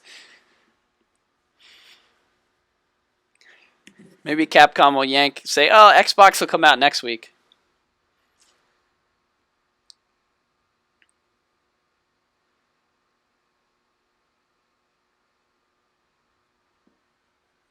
So I got Resident Evil 6 maybe like 3 months ago actually I think I've had this channel longer than 3 months. Anyway, when I started this channel, and I hadn't played it since the day it came out, and I only played it for 2 hours, and I said this game stinks. I'm never playing it again. I wasted my $60, $50, whatever it was back then. So I started the game, and I had all these weapons, and I was like, why do I have all these weapons? And I started typing into like, YouTube or whatever. Awesome! They start you with a random set of weapons every time you start the game. And what I didn't realize was you finish the level, then you start over again. You start with the weapons you ended the level with, or something like that. And it took me a long time to figure that out. And I hope it's not the same with this, and I don't think it is. I think it's going to be start with nothing, unless you pay for the pre-order, and then you get your free herb. I actually think you're not going to start with the coin and the herb, and you'll either have it in the item box, or you'll find it in the first save room. I don't think you'll actually start with it in your inventory. Also, what happened when the gameplay was they started the people an hour into the game. So you start an hour in, and everybody who played it started an hour in. So what's in that first hour? We have no idea. And the producer of the game, Masachika Kawada, said in a question and answer session you can find on Resident Evil's YouTube page, somebody asked, will there be other settings in the game besides the plantation? And his answer was something like, I can tell you this, you're going to start the game in a strange place that you won't even think of. So what happens in that first hour? Do we start in the past? Do we start in the future? Do we start at the end of the game? Do we start as a different character? Do we start in a different place? Do we start at the end of Resident Evil 6? Do we start, there's so many options for that first hour that they skipped. And that first hour ends with you getting captured by the Baker family. And I think you actually find Mia before that. It seems like they capture you, put you at the dinner table, and that's where they started the game. STJN856423 asks, is Deluxe start with the Season Pass? Come with the Season Pass? It comes with all the DLC, and if they're calling those Season Passes today, or these days, then yes. It comes with, I was looking that up before, the 4 short side stories and the 2 bonus chapters, or whatever they're called. That's in the Deluxe Edition. That's going to cost you an extra $30. So if you don't get the Deluxe Edition, you're going to be paying at least $30 for the DLC if you get it when it comes out. And it might be staggered, so you might be able to pay $10 for the first one, $10 for the second one, and 3 months later, $10 for the next one. Or they all come out. I don't think it'll all come out together. But that's how that's going to work. And then, yeah, $90. I have to buy a game for $90. Are you kidding me? Are you kidding me, bro?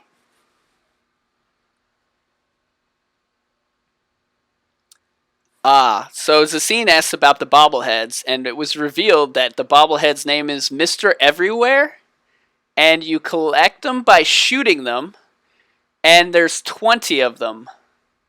I think it's 20 of them. So basically they copied Fallout. No, they didn't, because it doesn't up your stats, I don't think.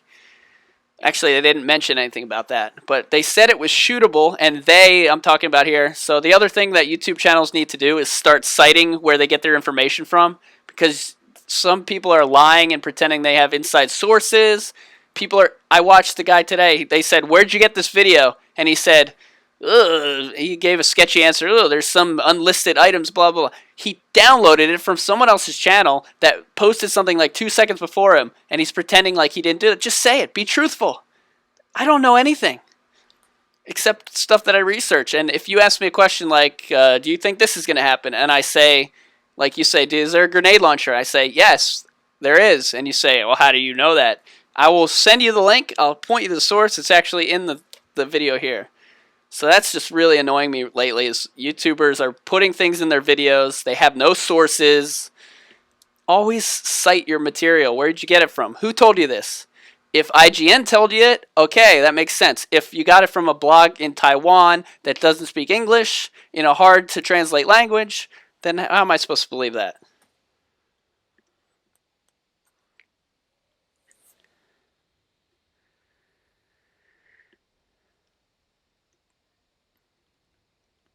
This is fun. I'm getting these rants. I'm getting out of my system here.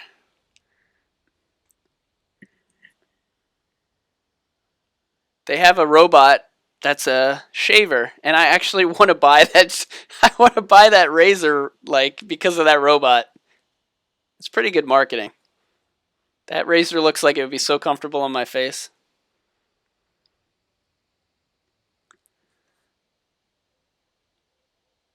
Milestone just says, see, I wish I had all my articles with the sources up. Says, do you think we'll have a stat boost or level up? Kawada said, and I don't have the source in the links or anything. If you want it, tweet me or send me a direct message or something. I'll send you the article. He said that as you go through the game, your character is going to progress, like his skills. But that's a very generic statement. He's going to progress his skills, like what? He'll find better weapons, and that'll progress his skills, or he'll actually be like leveling up, which I don't think is going to be in there. I think when he said progressing his skills, he meant like he'd be finding better items. But I don't know. That was one of the quotes that stuck out to me that I wanted to know the answer to, and we haven't been told yet. I actually did a video on it too, if you search on my channel for upgrades, I think. Here's a premiere video. Oh, Shovel Knight.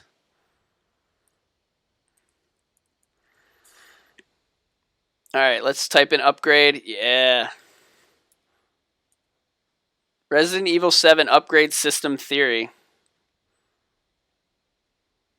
Closed caption. Oh, good. I got the quote here.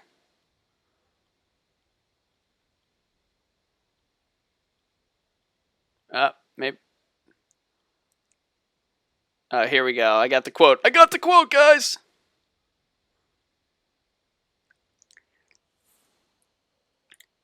Okay, so here's what he said about an upgrade system. The producer of the game, Masachika Kawada, he said, as with previous games, your abilities will expand as you play. So I'm sure you'll feel that great sense of satisfaction and progression. So take that for that what it's worth.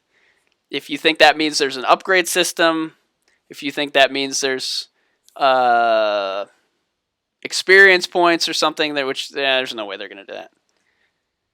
And actually, after just looking at that again, I think that progression means you're going to find the coins and open a cage, and you're going to get an upgrade. And Milestone Driver, they mentioned one of the upgrades is going to be like faster reload speed as something you can buy with a coin. And again, they is the hobby article, link in the description. And yeah, so that you'll be buying the upgrades, I think. You won't be earning them. At least that's my thought based on the quote that he just told us there and the hobby article. And actually, the hobby article itself is not linked there, but the forum where the people translated are. And again, you have to check on the forum people. I went through it on my own and sort of started translating it. It's pretty well. I mean, if you've taken Spanish before, it's not super hard like it is to translate Asian languages. So I got the idea of a bunch of stuff. But again, I didn't confirm any of it. And Hobby Magazine, I don't know who that is, or I've never heard of it before. So that source, it's a real magazine, and they actually talk to the producers, so it's a pretty credible source. But there's also some translation involved, and the guy's Japanese, so every time there's translation involved. And translation leads to mistakes.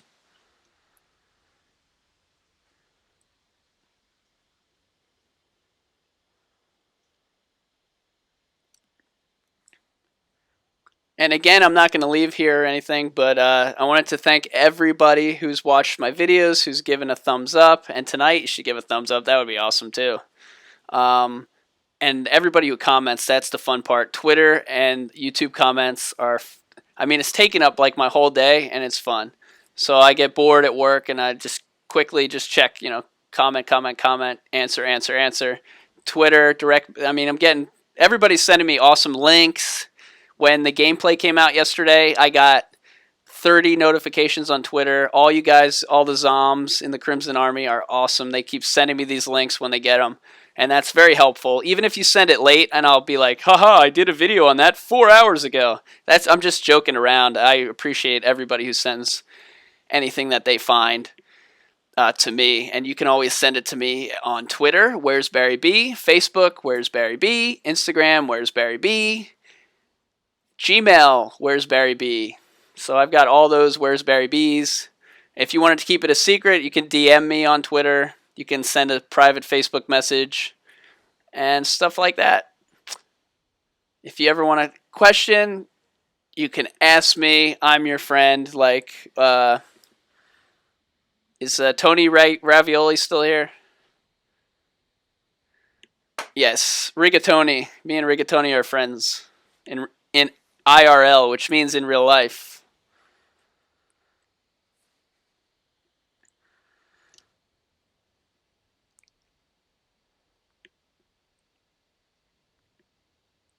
Now they're showing, it's Red Dead Redemption or Revolver or whatever, or is it Westworld the game? Oh, it's Assassin's Creed? Is there an Assassin's Creed Wild West? Again, it's embarrassing how little I know about other games other than Resident Evil. These are the games that I play. Final Fantasy, but only up to 9. So I don't know 10, 11, 12, whatever, 13, 14, 15. I play 1 through 9. And Chrono Trigger and Chrono Cross, but they're not Final Fantasy, but they're Square. I play every Zelda game that's not on a handheld system, so I have to preface that. I play Fallout 3 and New Vegas, and I want to play 4, but I'm waiting till it's $20 with all DLC. And I play every Resident Evil game that's in the number system, not the stupid shooting games, but I'm starting to play those for the channel. I think that basically covers my video game-ness. Dishonored and Red Dead, whatever, those 2 games I liked as well. Oh, and Grand Theft Auto, of course. But that's it. That's basically my wheelhouse on games. I don't play any sports games anymore. And everything else I play is either for this channel, horror games and little mini games that I'm playing, or I've got a Nintendo with 400 games. I play that. I like to play my old games. I got Ocarina of Time on the floor over here. I've got my Nintendo right over there. I like playing Final Fantasy 3 on the Super Nintendo system, even though I've got it on PS1 and on PlayStation 3. My God, I've bought those Final Fantasy games so many times, and Resident Evil.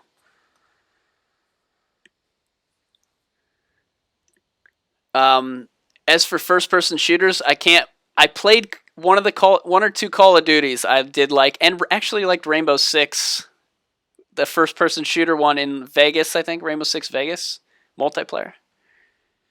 But I'm not good with my hands. Very clumsy. Can't aim. You can tell if you watch me play Resident Evil 4. If I do the sniper rifle, it takes me 20 minutes to, get a headshot.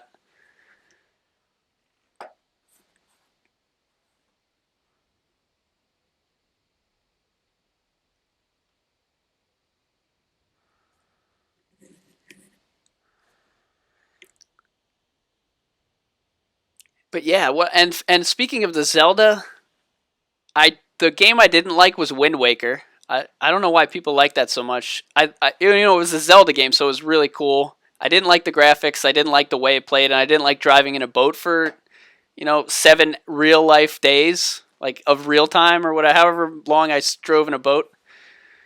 And the new one reminds me of Wind Waker. Like, it's bright and cheery. I don't know. It just looks a little too bright and cheery for me. It's gonna be awesome, I'm sure, but.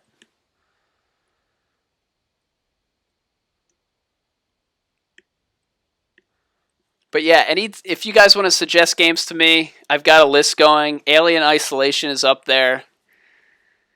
I'll probably play Outlast 2 when that comes out.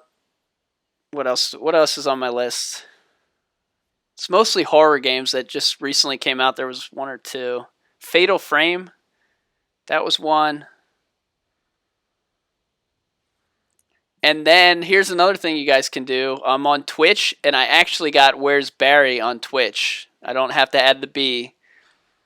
I'm going to be streaming something on Twitch because there's all these cool people on Twitch that I met, and they don't do YouTube, and YouTube people don't necessarily do Twitch all the time. So there's other cool people out there, and streamers as well, like Joe After Work. He was on my show the other week. He is more of a Twitch streamer, and then he puts his videos on YouTube. So I've been following him and some of the people that he follows on Twitch. And basically, before bed every night, I'm on Twitch in these other rooms. So if you ever want to chat and hang out in those chat rooms while someone else is playing, you'll see all the zings come to real life. I'm even zingier when I've got, typing. Hey, L1 Gaming's here. Everybody was asking where you were.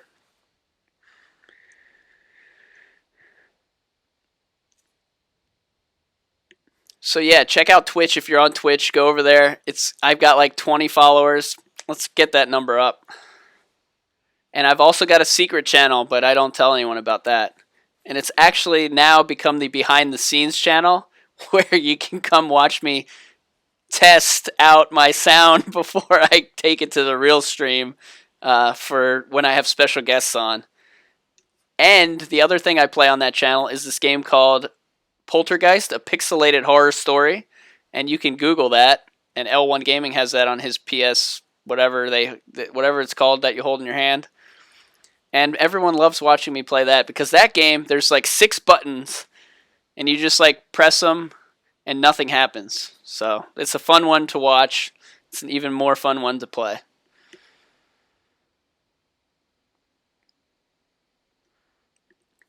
But yeah, so when I play games as a grown-up, I do not buy them when they're $60 on the day they come out. I buy them when they're $20 or $15 when they come with all the DLC. And then I'll play them like hardcore, nonstop. And then I'll usually, instead of buying a new game, I'll play this Zelda. I haven't played this in a year and a half. And I'll just cycle through the same games over and over again. Add a few new games every year or two. And then that's how I play games before this channel.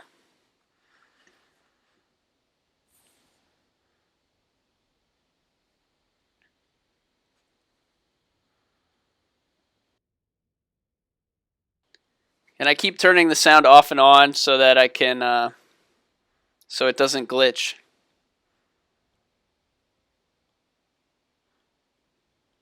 I'm shocked that it hasn't glitched in a while.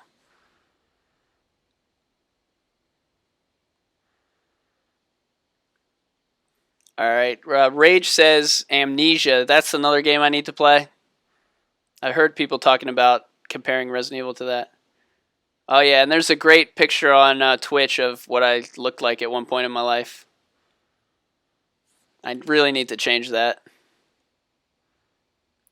But if you guys stream on Twitch, I'm more likely to watch you guys on there. So, and if you guys have a channel as well, send it to me in the discussion on YouTube. I think you go to my channel and click about and then send it. I don't really know how to use YouTube yet. Or tweet it to me or direct message me, and we'll look at it. As long as I recognize your name from the chat, I'll watch your channel and check out one of your videos. That's how I found Goldheart's channel, Gamer Squad. I saw them chatting. I asked them if they didn't come in here and say, "Hey, I'm Gamer Squad. I got a channel. Hey, I'm Goldheart. I got a channel." They said, "Hey, I like watching. Let's talk about Resident Evil 7. Let's chat." And then I noticed it, and then I said, "Oh, by the way, do you have a channel?" They said yes. That's how it's supposed to work. There's so many people come in, and it's actually fun because I'm playing and banning people at the same time, and I'm not afraid to ban. I figured out how to unban people too, so in case I mess up.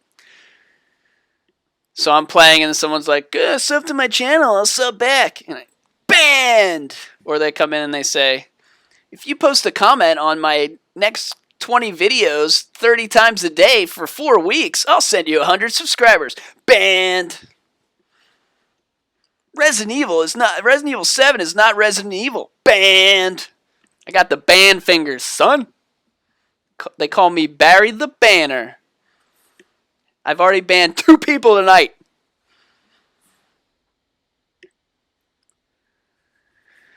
Ben Robinson says Crimson Army UK. I didn't know there were branches, but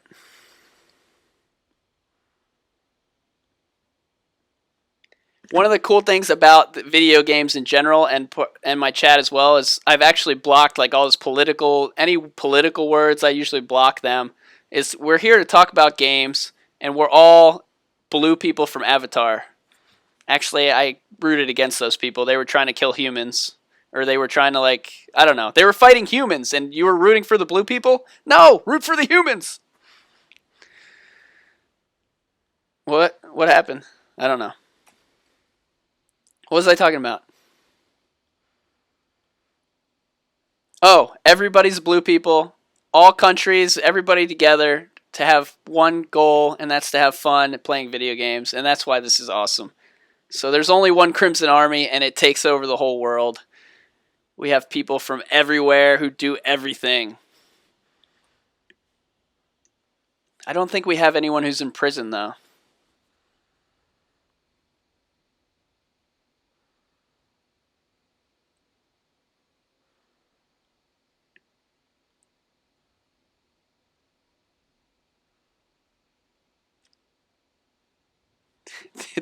I'm sorry. So my background before doing this video game YouTube is in sports, covering sports.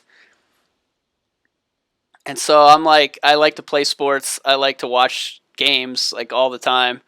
And so doing this, it's and seeing the people that play the games, that make the games, I'm it was just funny that the guy was like, we have a great Reddit. And that's stuff that I say in the channel as well, because that's just how we talk as gamers. And it's different from how sports people talk. And it's just funny to me that I've always been a video game person playing sports. So it's always funny to watch people who don't play games and how they look at you when you do play games, but when you're in that sports situation. So I bring up Final Fantasy or Resident Evil during basketball games. I've got hilarious jokes about that, and then nobody gets it. They look at me like I'm crazy. But I just looked at that guy like he was crazy, because he's like, I love Twitch, I love Reddit. Most people thank their mom, their dad. This guy thanked Reddit and Twitch. It's pretty cool, actually, now that I think about it.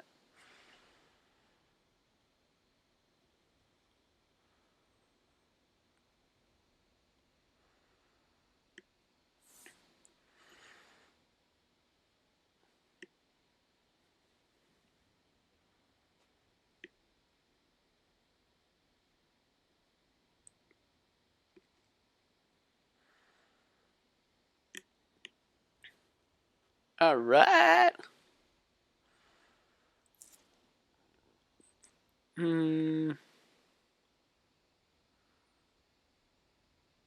Tret Munzie says a question that I've actually thought of in my life, because Jaws is such a good movie. Of all the horror games I've played, none have been based on the ocean or in the ocean. Here's a story about ocean horror games. I got the VR, and somebody said the Shark Attack game was super scary. And it's not really a game, it's like a movie. And it wasn't that scary. It was pretty cool to do once. It wasn't worth buying $400 thing for it, but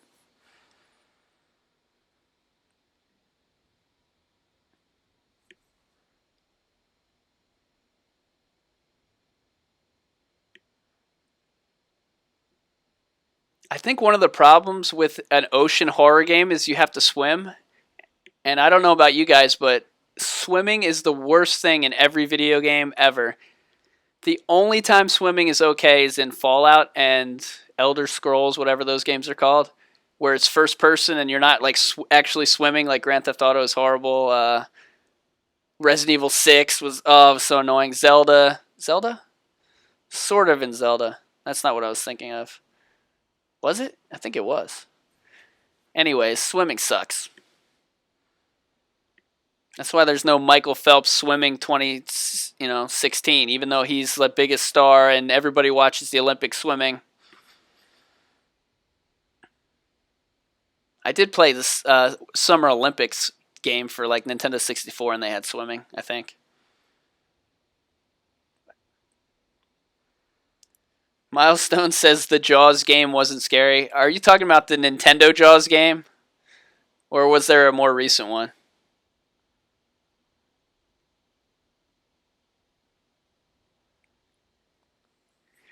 The only Outlast 2 news I have was that the game was delayed. Is that correct? It was pushed back? I think that was Outlast. No, it wasn't Outlast. It was Friday the 13th. That was supposed to come out, and it's been pushed back. Not Outlast 2. Forget I said that.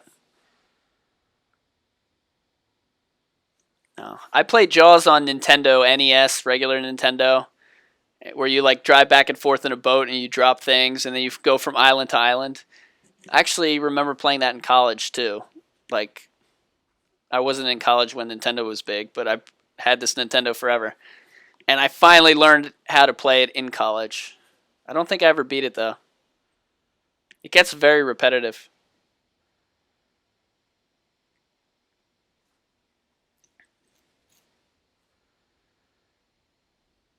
And if I recognize most of the people in here, but there's definitely a lot of new people that haven't caught a stream before. Because normally I'm playing a game and not just talking like this. But this was kind of fun to answer these questions, so I'll probably do that again. But you'll notice people say stuff like GSG, they'll say MVZ, they'll say Zombs, they'll say Crimson Army, they'll say Bye Hamanda. And if you come back again to another stream, you'll start to figure all the stuff out that we all talk about in here. And the newest, our favorite Resident Evil character, Mike. So what I'm going to do... you know what? I'll make it a surprise. I've got a Mike surprise for you guys. Not tonight, but for in the future. And I really have to go to the bathroom bad, but what do I put up in its place? Put up Granny Cam. I'll be right back in 1 minute.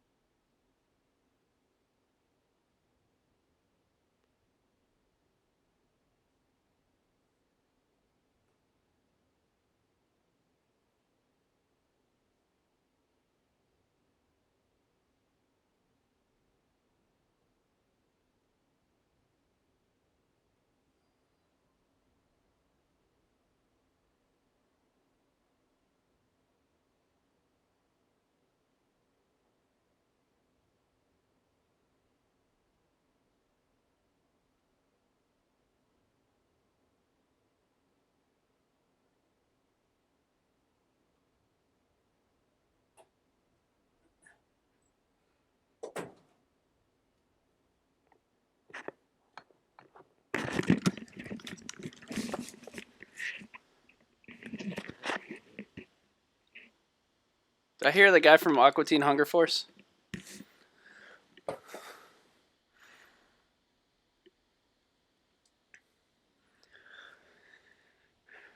Whew. So another another question I wanted to ask you, Zombs, is what videos do you want to see me create? What kind of videos do you like? What kind of videos do you want to see more of? What kind of videos, like, you know, face-to-faces, do you want to see less of?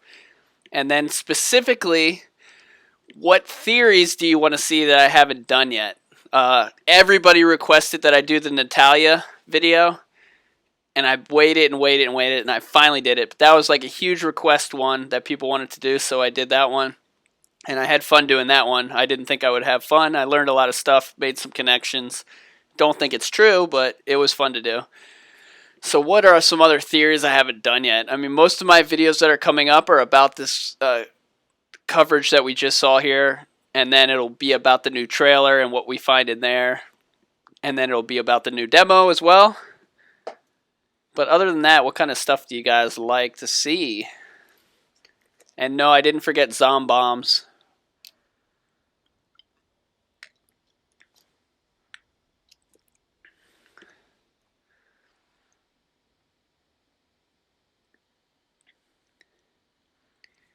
X-Ray Productions, what is your background on your YouTube? What is that a photo of? What city is that? Is that Sydney?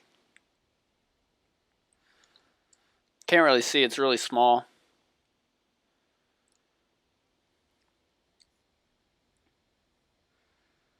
Ben says comedy Resident Evil stream. So obviously, if you watch my channel, you know that I love comedy. I love quoting comedies like Airplane I did tonight a couple times. That's my favorite thing to do. Those videos, I've got to do them. They're hard to pull off with one person, so I have to get help to film my, because I've got to be, somebody's got to be the character, somebody's got to have the camera. But I do have a couple interesting comedy things that I'd like to get to, and I just haven't had time with Resident Evil 7. But yes, I would definitely like to do some more comedy stuff.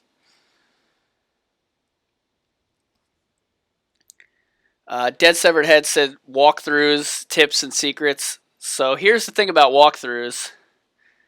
That Resident Evil 6 one I did was so amazing. If I do say so myself. And nobody watched it and nobody cared. So like a straight up level walkthrough, it takes a lot of time and I don't think people like it. So that's why I've been doing these short videos. Instead of like, here's 8 minutes of footage. Here's 2 minutes. What did we find? Here's the next 2. What do we find? So I'd rather do it in those small chunks. I'm not opposed to doing a long one, but that's why I'm asking the question. So I'm not shooting down your answer or your question, but I'll show you guys this video that I spent freaking 7 days creating or something. I actually don't even know where it is. That's called comedy walkthrough. Ah, here it is.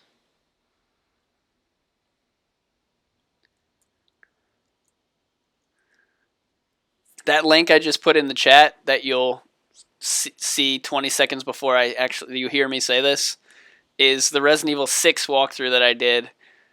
That took me so long to do.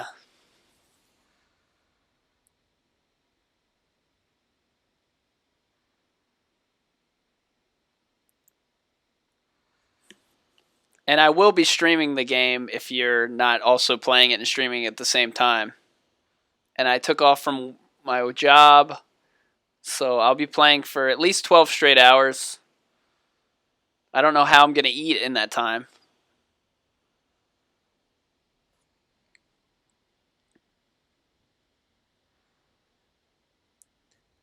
Goldheart says co-op theory video. Do you mean like a collaboration theory video?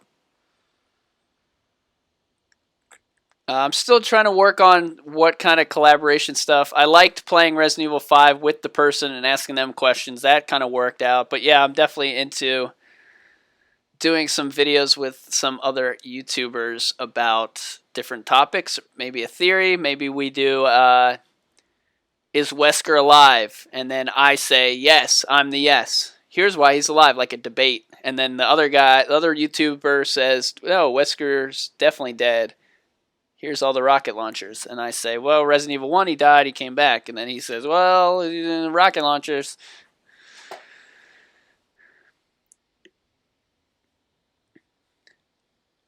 Milestone says, how did that walkthrough not show up in my recommended videos at that time? I had about 12 subscribers at that time, and my videos were not recommended for anything. In order to get my videos recommended, this is interesting as well. I don't know I think the people in the Discord chat saw the videos I was making, which I was making to show them what was happening in the game, and then I said, oh, well, while I'm making this video, I'll make it a little better. I think they started watching it, and then they got up to like 100 views or something, which I was like, holy crap, 100 views. And I was freaking out, and then I remember watching the live analytics, and it was like, oh my god, it was picked up by a blog or something, and I thought like some blog had found my video and put it up, and now everyone's looking at it, and it's not even comparable to what it would be now. It's so small, but it was actually YouTube suggested videos started to pop mine up there. And if you remember back like a month or two ago, anytime you watch one of my videos or any Resident Evil video, you'll see John Ford's videos, and they're all popped up. And now you see another channel, Shady Channel's videos up there as well, that most of us don't click on from the WHERESBARRY channel. But so it does these suggested videos, and that's how I think people started to see my work, and then it got bigger and bigger. And I think it still suggests me, but it stopped suggesting John Ford because he didn't post for like a week or two because his computer broke. So that was weird. Like, and now he did like 3 or 4 videos. So check out John Ford's channel too. If you haven't been there, if you left because he stopped doing videos, go check it out again. He's come back. He did like 3 or 4 videos. He's done tons of videos this week. So he's been working hard on these Resident Evil videos, and his channel, you could just type in JON space Ford.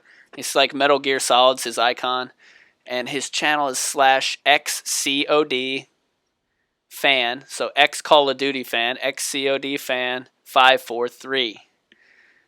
And check out his videos. Tell him in the comments you heard about him on the chat, but you've probably already heard about him anyway. But drop my name.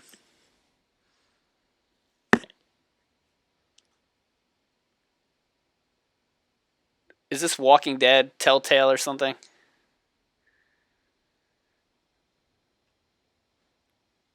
Hassan said, will Capcom send you a free copy? I do not think so. Actually, Capcom invited my new friend Joe After Work, who did my show 2 weeks ago. He actually was invited by Capcom with a couple other YouTubers and fans out to San Francisco to Capcom's headquarters there, and they let him play the Lantern demo.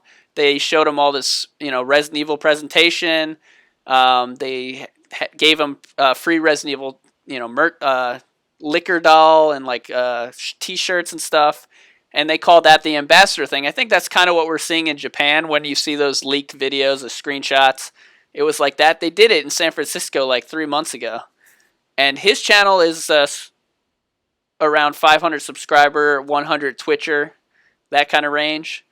And they invited him out to see that. So I'm hoping that they would do something like that where they've seen my channel. I know the girl Morgan who works for Resident Evil has seen videos on my channel and stuff like that. I know a developer from the game has seen some of my stuff as well. And some of the people at Resident Evil have seen a couple of the stupid videos that I've done. Specifically that PPAP video. Which, if you didn't see that, it was very stupid. And it got a lot of thumbs downs.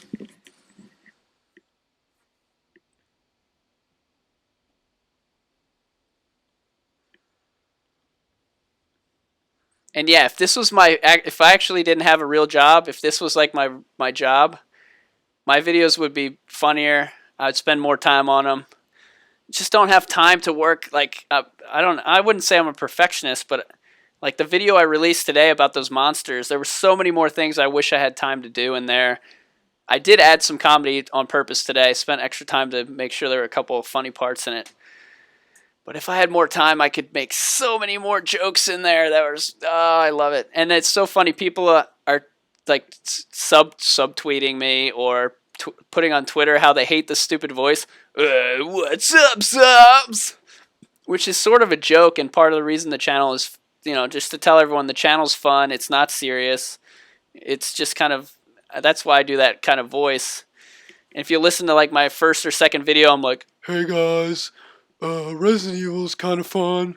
And now I'm like, Resident Evil, it's so fun. It's the greatest game in the world. And it's like I have to go like into my car in a parking lot and like pull to the side to like do this because people in the apartments above will hear me if I'm like, hey, Resident Evil. I don't know why I started talking about that, but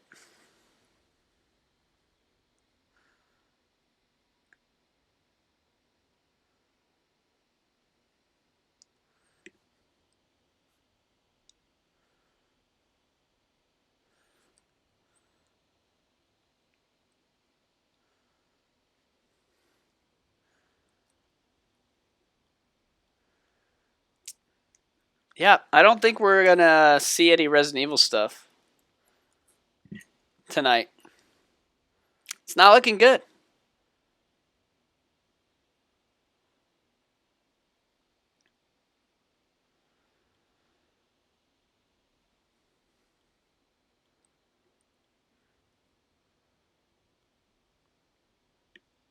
So I don't. I really my old roommates would play Titanfall, Destiny, Overwatch. Like I hate those games.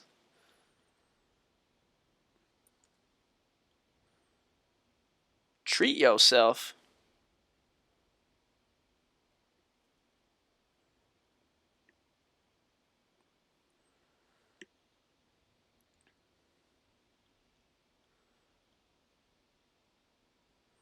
L1 Gaming says it's borderline morning radio DJ and Japanese translated game show host. What's up, Drew? Why do I hate shooters? Because my hands I can't aim fast enough. So you guys will be super impressed about this, but one time I got 20 kills in Call of Duty, the one where that was like World War II or whatever, the one where they're like you can call down dogs or something. Once got 20 kills on that, and in the next Call of Duty, I got 12 once. So pretty good. Bet y'all never had 12. Bet y'all never got to call one of those crates down after 3 kills or radar jam. I stopped playing Call of Duty because I played it like 12 hours a day. There's no end to it on multiplayer. So like Madden, there's sort of no end to it, or Call of Duty, I would play those games for hours on end because there's no ending. You just always playing multiplayer.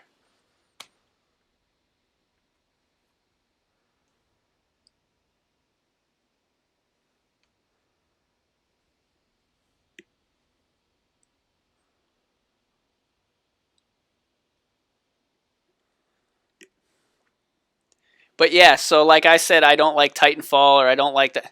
If you said I like Titanfall, I wouldn't be like, F you, man, you suck, man. Titanfall's not Resident Evil. Titanfall's in first person. Bleh. I would say, that's cool, I don't really play those games.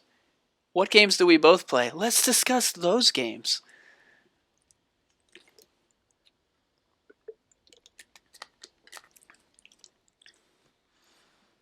Because this is like a positive channel.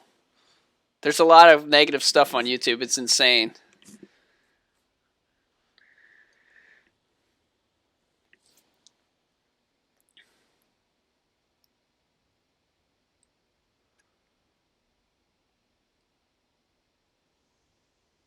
Yeah, I did a quick 2-minute video or so about the PlayStation experience, but I will tell you what the video said now so you don't have to watch it. It said, stay tuned on Saturday morning at 1 o'clock Eastern Time for the intro to PlayStation. There might be some Resident Evil in there because it's an intro. It's a VR game. PlayStation loves VR. It's got to be in that beginning. Something will be in there. It might be a trailer we've already seen in the past, which would be so annoying. And it might be that 20th anniversary video as well. Oh, that's definitely what it's going to be. Anyway, and then there's 2 panels that don't have a... Maybe they announced them today, I don't know. But there's 2 panels that didn't have anyone scheduled for it. So that might be a Resident Evil panel or a Capcom panel. And that is at 2 and 5? 3 and 5. So 3 p.m., 5 p.m. Eastern Time. And I will be doing the same thing, question and answer thing, live stream, video. It seems like people enjoyed it.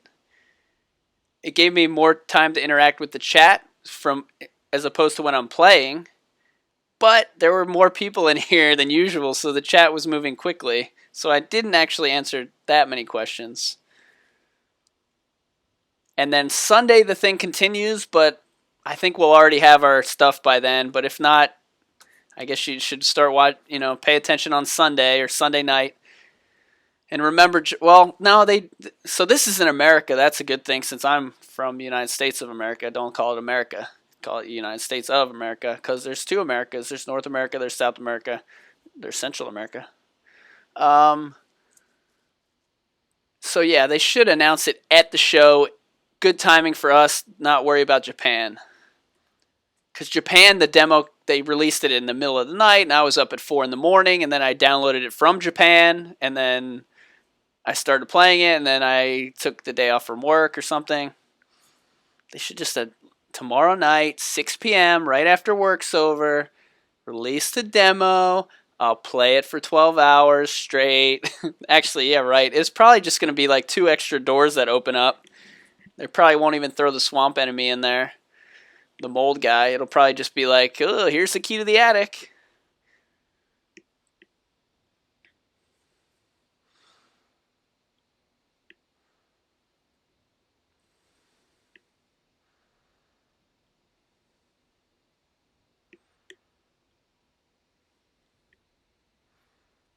It's my America.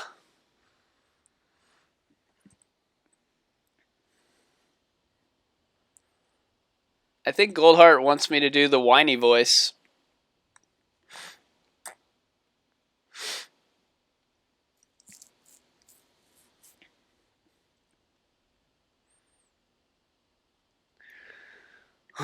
Like, I was really hoping that, like, Resident Evil would be, like, Game of the Year. Like, even though it didn't come out yet, like, I just thought it might be Game of the Year anyway.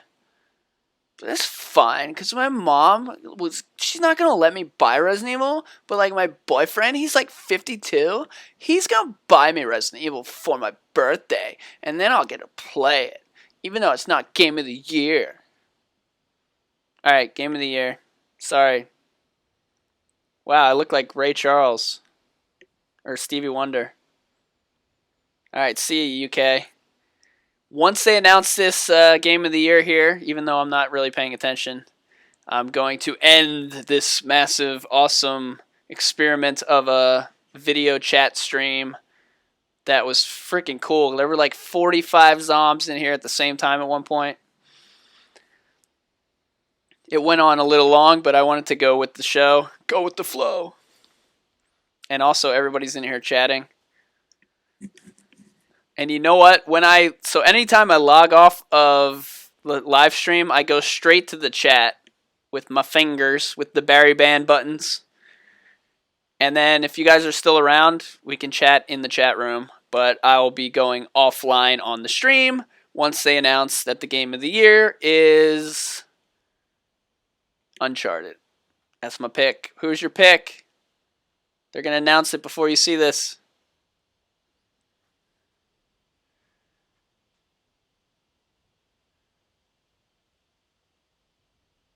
Overwatch.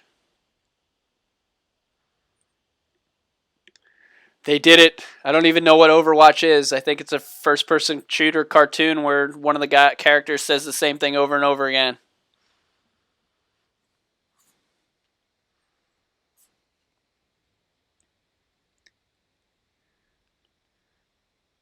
Can't believe Overwatch won. Like, I told you. I don't play Overwatch. Overwatch is like a boring game. More like Underwatch, because I underwatched it, because I never watched it.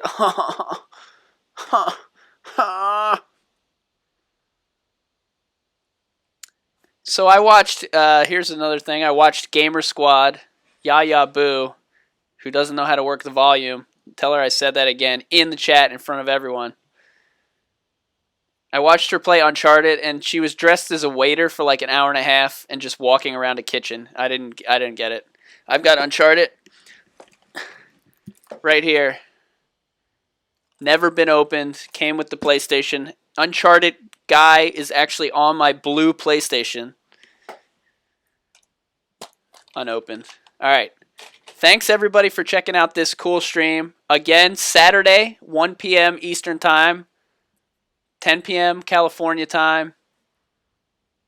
I don't know what time it is where you are. I'll do the same thing. I might play Resident Evil 4 instead at the same time. No, that would be stupid because they're actually going to do Resident Evil content. So if you like this, come back then. Leave a like. If you missed some of it and you want to watch it again, I'll be posting it again once it uploads. So it'll be back on tonight. You can rewatch it if you need to watch a certain part. I answered as many questions as I could see. I'm glad everybody was chatting. It was so fun. Follow me on Twitter, Facebook, Instagram, Gmail, at WHERESBARRY, Twitch, WHERESBARRY, no B on there. I'll be on Twitch later watching some people play. I'll be in the chat room here for the next, 5-10 minutes. So thanks a lot. I will talk to you all later. Thanks for being a part of the Crimson Army. Thanks for making this fun for me to do. Thanks for making me get active and make like 6 videos in 2 days after just relying on streaming. And I'll catch you later, evil dudes. Bye, Amanda.